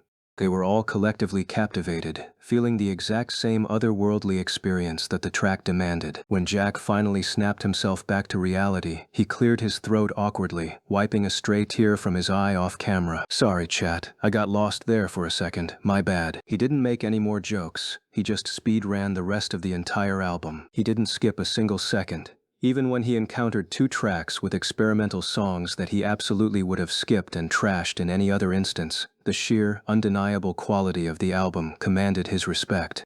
His memory of how flawlessly good the project was allowed him to be patient and listen to it fully. When the final chord of the final song faded into silence, Jack slowly reached up and took his heavy headset off. He set it gently on the desk. "Chat, thank you for forcing me to listen to this. Thank you for introducing me to this absolute gem of an album." He grabbed his mouse, clicked the heavy, rain-washed cover art of Lost and Found, and dragged it to the very top of his screen, right above Jack Sherwin. "It is really, truly beautiful," Jack said in a serious voice. "S tier, without question." The chat absolutely exploded in digital celebrations. Emojis, W's, and massive donations flooded the screen so fast, the viewers were hyped, but more than anything, they were desperate to get off the stream and go listen to it again for themselves. It was almost certain to every single person in that digital room that Lost and Found was set to become an unstoppable global phenomenon. And seriously, it was. All over America and beyond, as the sun began to rise, the internet was speaking. Barely anyone was talking about Jack Sherwin's surprise new album anymore. The entire industry's attention, from the biggest executives to the smallest fans, was locked entirely onto some independent guy named Vaughn who had just dropped a masterpiece. Chapter 122, Golden Vessel. Saturday, October 26th, 8:45 a.m. Venetian Islands, Miami. The morning sun shone through the floor-to-ceiling windows of Vaughn's luxury suite. The adrenaline of the previous day release was still fading from his system, replaced by a sense of accomplishment. Lost and Found was out in the world. Right on cue, a translucent blue screen flickered to life in his line of sight. "Congratulations! You've released your debut music album, Lost and Found. Quest completed. The Empire Business. Reward, 5,000 EXP. 1x S-grade skill. Title, Mogul. You have received an S-grade skill, Golden Vessel. Golden Vessel, a passive skill that grants strength, agility, dexterity, and reflexes far beyond an ordinary human. Requirement, Charm.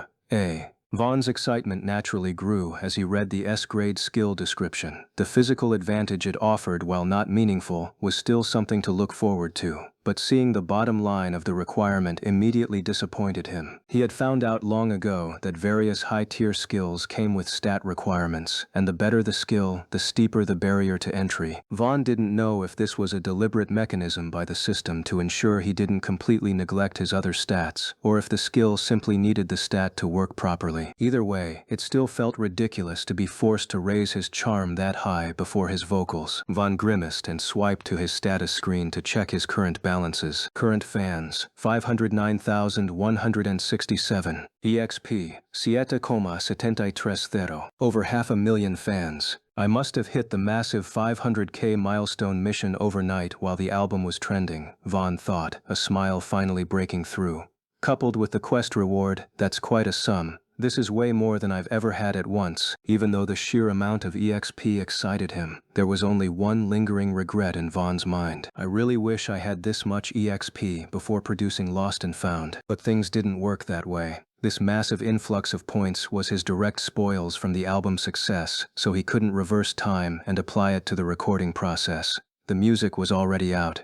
But right now, Vaughn was seriously deliberating whether to spend a huge chunk of his new wealth on his charm. He sat on the edge of the bed and considered his options. His vocals were quite decent already, and the heavy lifting for the year was done. He wouldn't be entering a recording studio again until December at the earliest. Although Emily had planned to organize 2 to 3 live promotional shows in the coming weeks, Vaughn knew that his current vocal stats would fare just fine for live performances. "I mean, it's not bad to become more handsome than I already am," Vaughn muttered to himself. He stood up and walked into the massive ensuite bathroom, staring at his reflection in the brightly lit mirror. Charm didn't just alter facial symmetry, it actively improved his innate aura and his relations with people. In the entertainment industry, that was an invisible weapon. He remembered Julian perfectly. His former rival had managed to charm the public and even the other contestants into thinking he was the absolute good guy, despite his rotten personality. Vaughn knew exactly how powerful a high charm stat was when navigating the corporate world.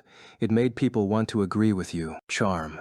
B. 10/1000ths. He looked at the EXP bar hovering in the mirror's reflection one last time before sighing out. "Let's do this." With a few clicks in the air, Vaughn dumped a staggering 6,000 EXP directly into his charm stat. EXP, una coma 73 Charm, a dictiers 000. A sudden, strange warmth washed over his entire body. It wasn't painful, but it felt like a deep, vibrating hum beneath his skin. Vaughn didn't stop there. With his remaining balance, he dumped another flat 1,000 into his voice. Vocals. A. 0.003. It made him feel much better to see 2 A-tier stats on his board, but it still hurt his pride a little to realize the math. Even when he eventually hit 1 million fans, the cost meant he would probably only be able to afford one upgrade. "Hopefully I see more avenues for EXP soon," Vaughn thought inwardly. He leaned closer over the marble sink, looking at the mirror to inspect his new self. Vaughn couldn't explicitly tell all of the differences at first glance, but the micro-adjustments were definitely there. His jawline seemed fractionally sharper, yet his overall face felt softer and more approachable. His hair felt remarkably fuller and fell perfectly into place without any product. He definitely looked better, possessing a magnetic, almost flawless quality, but the metaphysical effects were for others to experience. Vaughn was still touching his facial features, analyzing the subtle changes, when he suddenly saw a second him through the mirror. The reflection wasn't doing what he was doing. The second Vaughn stood right behind him and clapped a heavy hand on his shoulder. "Hello, handsome," the second Vaughn said. The twin flashed a deeply evil, unsettling grin that completely contradicted Vaughn's persona. "Ah!" Vaughn screamed out loud, his instincts completely failing him out of pure shock. He scrambled backward, slipping on the slick bathroom tiles and tripping hard onto the floor. He scrambled to brace himself, looking up at the imposter. Right before his eyes, the twin him dissolved into a mass of shifting black shadows, shrinking down rapidly until it turned back into a cute, furry black cat. "Why? Just why?" Vaughn groaned, dragging a hand down his face in pure annoyance as he pushed himself up from the floor. Loki didn't give him any face. She simply raised her tail proudly into the air and casually walked away, stepping right over his legs. As she trotted out of the bathroom, Vaughn heard her smug voice echo clearly in his head. "I was testing the skill. I can use it now. It's not bad, but it uses a lot of my energy." Just a few hours ago, while Vaughn was sleeping, Loki had leveled up further. Her rapid growth was terrifying, and her main skill had finally shot up to the S tier. Vaughn pulled up her interface to review the damage. System pet. Species, void links. Name, Loki. Level, 11. Emote resonance, 2,505 thousandths. Skills, Shadow Morph, S. Emote Consumer, A. Shadow Morph allows the pet to physically transform into inanimate accessories worn by the host, or perfectly replicate the appearance and voice of any human she touches. The pet's true body will not take damage if harmed in her transformed state. Cost, 2,000 ER per minute. Vaughn saw dozens of highly practical uses for this skill, especially for security and infiltration. But right now, Loki absolutely didn't have the capacity to use it to its fullest. It was way too expensive on her reserves. 2.5 minutes of transformation would completely drain her empty. But the biggest disadvantage wasn't the cost. It was the fact that she currently couldn't fool anyone with a working brain. Vaughn still needed her to learn how to actually act human, and most importantly, how to mirror him. Even if her physical appearance and vocal cords were transformed flawlessly into his, it didn't change her feline, mischievous mannerisms. That evil grin she just flashed looked completely psychotic on his face. That acting barrier went a long way in determining how useful the skill would actually be. Recently, he had allowed her to wander around Florida neighborhoods and basically become a street cat for most of the day. It allowed her to consume far more residual emotions from random strangers in the city, which was exactly why her level had skyrocketed to 11 so quickly. Vaughn already had plans to bring her backstage when he had his first massive concert. The concentrated hype and adrenaline of a packed arena would be a fantastic opportunity for her to level up her reserves. Be careful how you use that, Vaughn warned her sternly, walking out of the bathroom. Actually, no. Don't use it at all without my approval. Please, Vaughn pleaded to the empty hallway. The cat had already left the master bedroom entirely without bothering to give him a telepathic reply. Vaughn could only sigh and hope she actually heard him. He turned his attention back to his hovering system interface and focused on the new title he had received from the quest. Mogul, when equipped, passively sharpens the host's financial intuition and increases the likelihood of highly profitable opportunities involving the host by 50%. 50%, that's crazy, Vaughn muttered, his smile growing as he read the description. A passive, supernatural boost to his chances of becoming wealthy couldn't be rejected. In the music industry, where bad contracts and missed investments ruined careers daily, this was a godsend. He still loved the effects of his current title, though. So, Vaughn made a mental note. He decided he would only equip Mogul whenever he, Emily, or Zach engaged in serious business talks. Closing out the inventory screens, Vaughn realized something else. By upgrading his charm to an A rank, he had automatically fulfilled the strict requirement for his newest S-grade skill. Golden Vessel was now actively running in his veins. He needed to test his strength. He walked out into the luxury suite and his eyes landed on the heavy oak-framed love-seat couch sitting in the center of the room. Vaughn knew it was an outrageous idea, but he decided to try his luck anyway. He walked over to the furniture. A solid piece like this easily weighed around 350 pounds. Lifting it off the ground alone was a surefire way to snap a normal human's spine. Vaughn squatted down, kept his back perfectly straight, and placed his hands firmly underneath the heavy oak base. He braced his legs and lifted. Whoosh! Shockingly, there was almost zero resistance. It didn't just come off the carpet. Vaughn drove his legs up and pushed his arms out, effortlessly raising the entire massive piece of furniture straight into the air. He didn't stumble. His muscles didn't shake. He managed to lift the 350-pound couch fully above his head like he was holding a large, slightly awkward cardboard box. Wow, Vaughn exhaled, looking up at the upholstery hovering above him. He didn't feel any strain. The couch felt remarkably normal in his hands, completely defying the laws of gravity and human biology. The system wasn't lying. His strength was far beyond human limits now. He was just about to carefully drop it back down onto the carpet when he heard a frantic scrambling noise in the hallway. Loki suddenly sprinted into the room.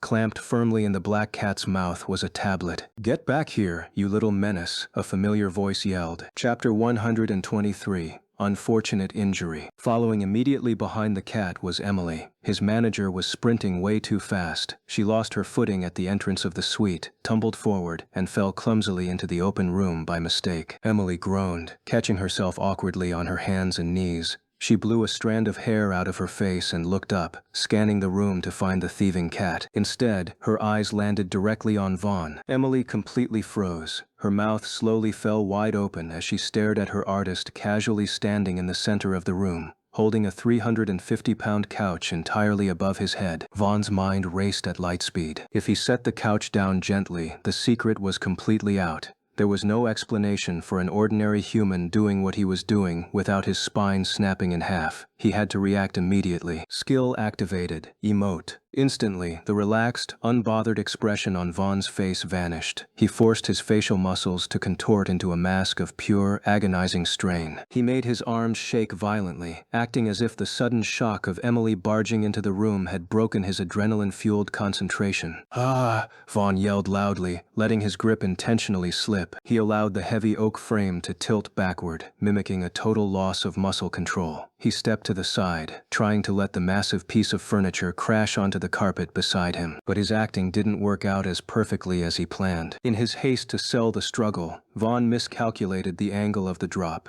The heavy, reinforced metal corner of the couch's base clipped the edge of the coffee table, violently redirecting its path right toward him. Smash! The heavy furniture crashed directly onto his lower legs, pinning him to the hardwood floor. Even with his newly acquired golden vessel, the sheer force of nearly 400 pounds of wood and metal slamming into his shins was not something he could just ignore. The pain was real. Fuck! Vaughn cursed genuinely, his eyes watering as a sharp, blinding ache shot up his legs. Vaughn! Emily finally snapped out of her paralyzed state. She stood up from the floor and sprinted across the room, falling to her knees beside him. She desperately tried to push the heavy couch off his legs, but she couldn't even budge it an inch. Loki, the actual cause of the entire disaster, was nowhere to be found. The void lynx had already gone through the balcony door and completely vanished into the morning sun, leaving Vaughn to deal with the chaos she had started. "Don't move! I'm calling the doctor right now!" Emily panicked and pulled out her phone to call for assistance. 2 hours later, the atmosphere in the luxury suite had finally settled down. Vaughn was lying flat on his back on his king-sized bed, his right leg heavily wrapped in thick compression bandages. A doctor stood at the foot of the bed, carefully putting his medical instruments back into his leather bag. The older man kept shaking his head in absolute disbelief as he looked at the medical scans on his tablet. "I have been practicing sports medicine for 25 years, the doctor said, adjusting his glasses. "I don't know how you managed to lift a piece of furniture of that weight that high, Mr. Varley. But more importantly, I have no idea how your femurs didn't turn to absolute dust when it fell on you. Just lucky, I guess." Vaughn groaned, shifting uncomfortably against the pillows. "Incredibly lucky," the doctor corrected him sternly. "You didn't fracture a single bone, but you do have a severe deep tissue contusion and a sprain in your right knee. The swelling is quite big, so you need to stay entirely off that leg for a week or two, minimum." The doctor walked over to the corner of the room and retrieved a black pair of forearm crutches, leaning them against Vaughn's nightstand. "Use these if you absolutely must go to the bathroom, otherwise stay in this bed." "Understood. Thank you, Doc," Zach said, stepping into the bedroom. Zach escorted the doctor out into the hallway to settle the exorbitant private medical bill. When Zach returned a minute later, he crossed his arms and glared at Vaughn from the doorway. "You see what you've gotten yourself into?" Zach sighed, shaking his head with a smug, annoyed expression. "What even made you think you could carry a chair that size? Were you trying to impress the cat?"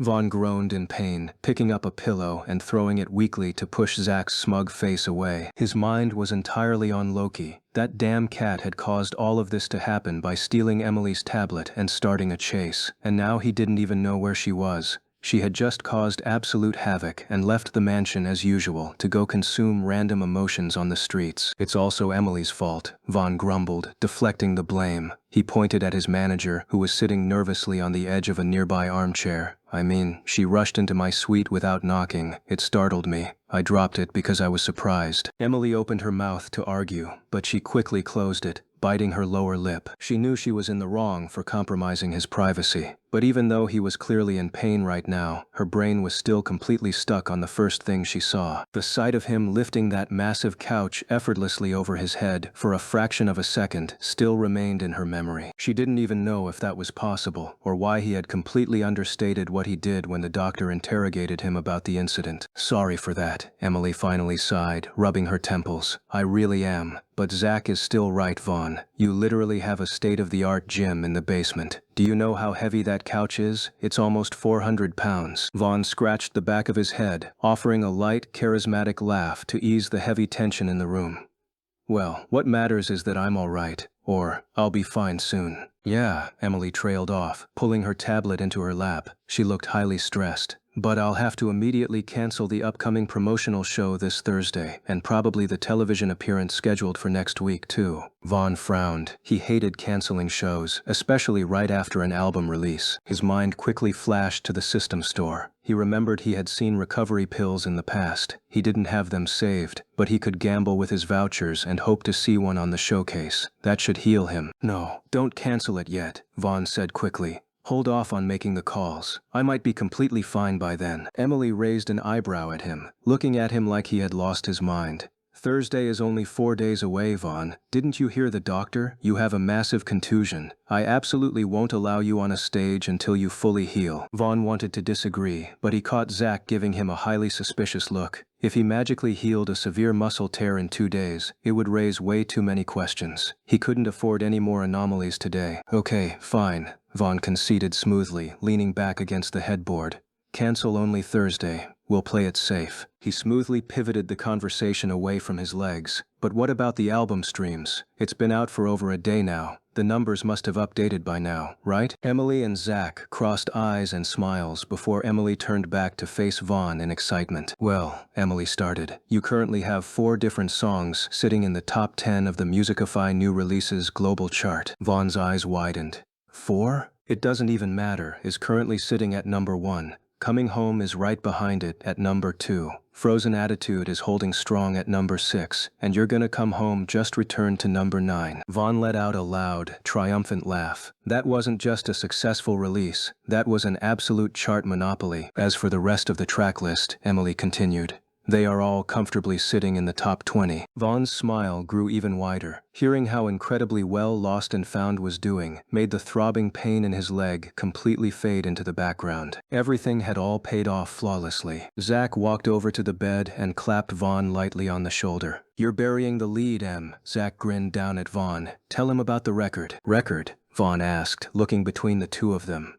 Which one? Oh, right. Emily laughed and shook her head. Just the fact that your album hit exactly 55 million streams on its first day, more than any independent album debut since music streaming began. Chapter 124. Performing in Saturday, November 16, 2019, University of Miami. The Watsco Center Indoor Arena on the University of Miami campus was filled to the brim. Backstage, Vaughn stood near the edge of the heavy black curtain, peeking out at the arena floor. The muffled, feral chants of 8,000 college students echoed everywhere. They were stomping their feet in unison, shaking the bleachers as they screamed his name. That's a lot of people, Vaughn muttered, letting the curtain fall back into place. I don't think I've ever performed in front of a crowd this massive before. Well, perks of having a Billboard #1 album. Emily smirked over the roar of the audience. She was standing next to him, struggling slightly to keep Loki securely wrapped in her arms. The black cat looked thoroughly unimpressed by the deafening noise, her tail flicking with mild annoyance, but she allowed Emily to hold her. Vaughn shook his head, a small smile playing on his lips. It still felt completely surreal. Lost and Found hadn't just debuted at #1, it had practically built a fortress there. For the past 2 weeks, it had brutally fended off every major label release on the charts.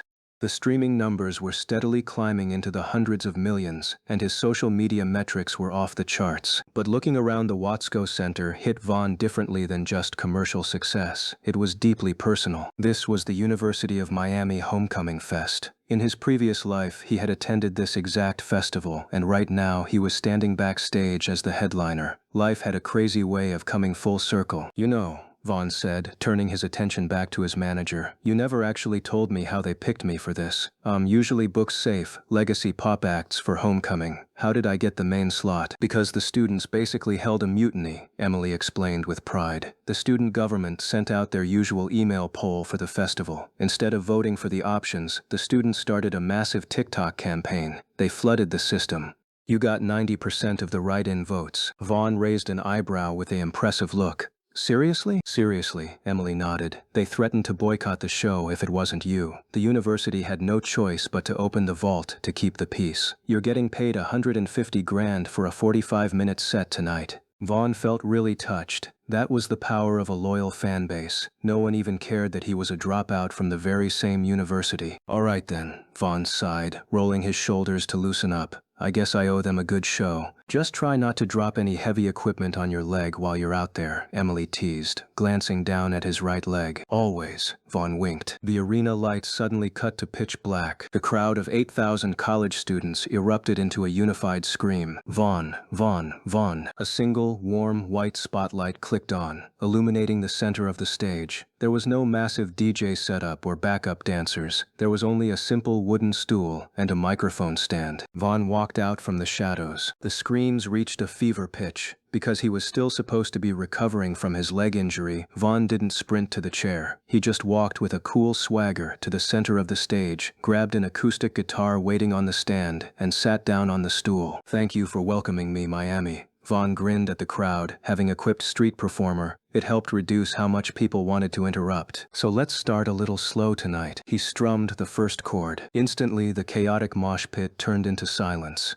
Vaughn closed his eyes and began singing "You're Gonna Come Home," reminiscing of his Project Star audition. He sang it perfectly, and without any voiceovers or auto-tune layering. Many of the students were amazed because his voice sounded even better in person. Vaughn had his A vocals to thank for that. He didn't need to jump around to command their attention. Slowly, a low hum started in the crowd. The students naturally joined his, singing along word for word. When Vaughn got to sing "Frozen Attitude," he stopped for a second and screamed into the mic, "Now I want y'all to turn on your phone flashlights. Those are the only lights I want here." Phone flashlights lit up the darkness like a sea of stars. It was a beautiful, otherworldly experience that gave everyone in the room goosebumps. Vaughn admired the breathtaking sight and began strumming harder. Pouring drinks, pouring out. "Did you leave? Did you make it out? Sleeping right? Standing proud? Are you alone? Where are you now? You chase a song, you build a life, you lose your hold, you lose your drive. Dialing numbers in the dark, hoping the static sounds like you."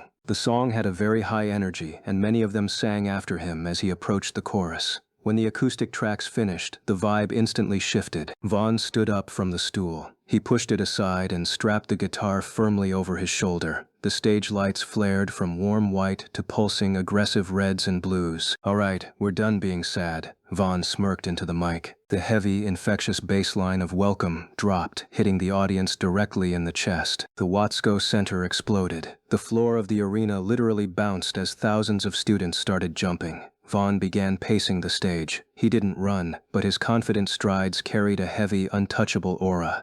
He played the guitar riffs flawlessly, feeding off the chaotic energy of the college crowd. He transitioned seamlessly to "Journey" and "Don't Stop," keeping the energy completely maxed out. Eventually, the lights dimmed slightly. The music faded out into a low, buzzing synth. "We only have 3 songs left tonight," Vaughn announced, breathing heavily into the mic. The crowd immediately booed, not wanting the night to end. I know, Vaughn laughed. "These last 3 are the heavy hitters. But honestly, the studio tracks are a little too clean for a crowd like this. I needed something louder." The crowd cheered in agreement. "I didn't want to do this next one with just a backing track," Vaughn continued, walking to the center of the stage. "So I made a phone call. I asked a guy to fly out here tonight. He's an incredible drummer, a good dad, and a hell of a friend. Miami, give it up for Connor Prince." A massive spotlight instantly snapped to the elevated riser at the back of the stage. Sitting behind a massive, metallic drum kit was Connor. He spun a drumstick in his fingers, flashed a wild grin at the crowd, and immediately slammed his sticks down.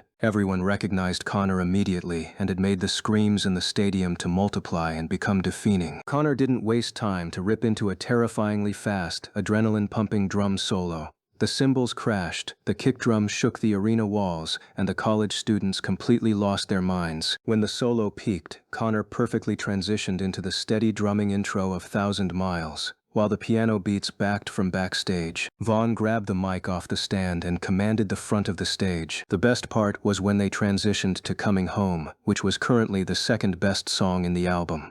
Connor was not a band by himself, but he managed to give it his all with the drums, and the live percussion made the track sound 10 times heavier and more aggressive than the studio version. The chemistry between them was electric, and the crowd was thrown into an absolute frenzy. When the track ended, Connor stood up behind his kit, pointing his drumsticks at Vaughn as the crowd roared his name. Finally, the lights shifted to a deep, ominous purple. The opening, familiar synth notes of the #1 song in the country began to loop softly in the background. "It Doesn't Even Matter." The crowd screamed so loudly the audio in the room actually distorted. This was the track everyone had been waiting for. Vaughn held up a hand, pausing the beat. "This is the last one for the night," Vaughn said, looking out over the sea of flashing phone cameras. "This song changed a lot of things for me, and someone, and honestly, it wouldn't be anywhere near as special without the idea behind it." The crowd gasped, realizing exactly what was happening. If we're gonna close this out right, I need my brother out here. Vaughn smiled, stepping back from the center of the stage. Miami, make some noise for Alex. The heavy beat dropped like a nuclear bomb. Alex sprinted out from the side wings of the stage with a microphone in his hand, showing more energy than they would have ever expected from him. The Watsco Center completely unraveled. Connor was smashing the drums in the back, Alex was hyping the left side of the crowd, and Vaughn was commanding the center, his vocals piercing effortlessly through the heavy instrumental. Every single student in the building had their phone out. It was a guaranteed viral moment. When the final chorus hit, Vaughn and Alex stood back-to-back center stage, belting out the lyrics while the crowd screamed every single word back at them. The song ended with a massive, echoing crash from Connor's cymbals. The lights flared bright white. The three former Project Star contestants walked to the front edge of the stage, breathing heavily and completely drenched in sweat. They threw their arms over each other's shoulders and took a deep, unified bow. "Thank you, Miami. We love you," Vaughn shouted into the mic. Chapter 125. I'm fucking rich. December 1st, 2019, Venetian Islands. The morning sun reflected off the calm waters surrounding the Venetian Islands, filling Vaughn's rented mansion with bright, natural light. Inside the spacious living room, the atmosphere was a mix of focus and barely hidden excitement. Zach was seated on one of the plush white sofas, his laptop resting on the glass coffee table in front of him. He was clicking through spreadsheets, surrounded by a few neat stacks of paper. Across from him, Emily sat with her legs crossed. She was sipping a warm cup of coffee and typing quickly on her tablet. The massive flat-screen television on the wall had been turned on, waiting for an input signal. They were waiting for him. Footsteps echoed from the top of the wooden stairs. Vaughn finally came down, fresh from a morning shower. He wore a simple white t-shirt and loose gray sweatpants. Even in his casual clothes, he carried himself differently now. "Phew, sorry for the holdup," Vaughn said, running a towel over his damp hair as he walked into the parlor. He tossed the towel onto a nearby chair and sat down right in the middle of the longest couch. He looked between his manager and his lawyer. "So, what's the meeting for?" Zach pushed his glasses up his nose and a smile broke through his face. "Well, the waiting period is over. All the money has rolled out already. From the Vanguard merch collaboration to the digital streams, they're all here." Vaughn's eyes naturally lit up hearing the news. He could easily estimate his earnings based on how viral his songs were, but he couldn't know the exact dollar amount. He leaned forward, resting his elbows on his knees, and turned his attention to Emily. "Don't leave me hanging, Em," Vaughn said with a grin. "What are the figures?" Emily set her coffee mug down on the glass table. Instead of just telling him, she tapped her tablet. The big television screen on the wall flashed to life, projecting a PowerPoint presentation she had prepared earlier that morning. "Well, as you know," Emily began with pride, "the hype behind Lost and Found hasn't died down yet. Actually, it's still growing. The album is still charting #1 on the Billboard 200, 5 weeks after its release." She swiped her screen, and the slide changed to show the Billboard Hot 100 singles chart. "And for the singles," she continued, pointing at the screen, "it doesn't even matter, and Coming Home are still charting #1 and #3 respectively. But a huge factor that contributed to keeping you charting so high for so long were your streams." She changed the slides again. This time, a massive bar graph appeared, showing off his streaming numbers. "This data is from Musicify alone," Emily explained with wide eyes. "You've amassed 190 million streams from It Doesn't Even Matter alone. That's 850 million streams when we put the whole album into perspective. Record-breaking numbers, Vaughn." Vaughn knew this information already from checking his own phone, but hearing it out loud didn't stop him from being surprised all over again. "The growth has also heavily affected the older tracks," Emily said, swiping to another slide. "Masquerade is currently charting at #16 on Billboard. That means you have 10 of your songs charting in the top 30 right now. Oh, and did I mention that the music video now has 380 million views on Inktube?" Vaughn sat quietly for a moment, letting the praise wash over him. But the suspense of the actual money was getting to him. He rubbed his hands together. "Wow, Emily, I'm really impressed," Vaughn couldn't help but blurt out, cutting her off playfully. "But get to the point. You're killing me with the suspense here." Okay, Emily laughed and shook her head. She quickly clicked through a few more slides, showing analytics and listener demographics. She stopped on a slide that displayed the Vanguard logo. Another major factor for your billboard success is none other than moi, she said, tapping her chest with a smug face. Thanks to the Vanguard merch collaboration we rushed out, it has made up 33% of your total earnings, and that's despite us only keeping 50% from the deal with them. The fans bought everything. And what's the total? Vaughn begged with a groan. Emily smiled widely. She tapped her tablet, and a literal drumroll sound effect played through the room's speakers. A more elaborate slide showed up on the TV, detailing all his income and their various sources. Vaughn's eyes skimmed past the boring text, searching directly for the bottom line. Gross total. $8,1,850.25. Vaughn blinked a few times to confirm he was seeing the numbers well. The text was large and bold, but it still felt like an illusion. He slowly turned his head over to his lawyer. Zach, you have 4 eyes. What's that amount, please? 8.7 million, sir. Zach laughed loudly and threw a playful salute from his seat. Vaughn stood up from the couch. He took a few steps, walking around the living room as the reality of the money truly hit him. He ran a hand through his hair, a massive grin taking over his face. I'm rich! I'm fucking rich! He kept screaming, extending his hands out in disbelief as he comprehended the figures. To make this kind of money in less than 2 months was completely diabolical. It was life-changing. Emily chimed in from behind with a happy laugh. Independent privileges, Vaughn. You own your masters. The money is complete and sitting safely in the business account. Vaughn took a deep breath, letting the excitement settle. He eventually smiled, walked back over, and sat back down on the couch. He looked at the two of them. His mind was already shifting gears. All right, Vaughn said, rubbing his chin. Now, what's next? Zach cleared his throat and picked up a pen and a notepad. Well, you have your federal taxes to sort out first, and then the management commissions for Emily and myself. I've done the math for you. After everything is paid out, you are left with $4,281,152. Vaughn felt something instantly deflate inside of him after seeing the final slide Zach pulled up. Going from $8 million to $4 million was a harsh reality check, but that was the truth of earning money at the highest level. You never got to keep all of it. He smiled wryly. $4 million was still $4 million in pure cash. It was more money than most people saw in a lifetime, and he was going to make the most out of it. Welp, Vaughn said, sitting up straighter. While we're at it, I'll share my plans on how I'll spend my money, just to get your opinions. Emily and Zach immediately grew attentive. They both knew Vaughn was smart, but a sudden influx of cash could make anyone crazy. Vaughn began. So how's the animation coming up? From the day they saw Lost and Found performing so well, they had decided to not miss the music video opportunity. But because they had limited capital at the time, they had decided to make an animated video for Coming Home after Midnight Pulse suggested it.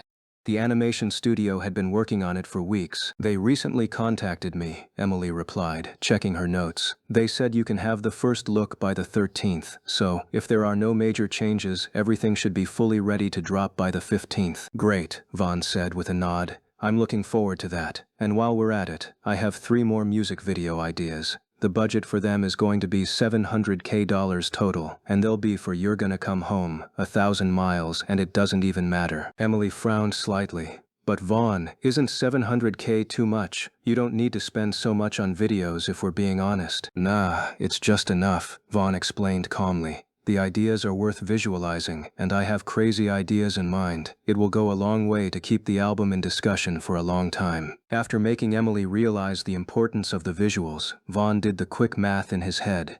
Subtracting the video budget left him with over $3.5 million. All right, Vaughn went on.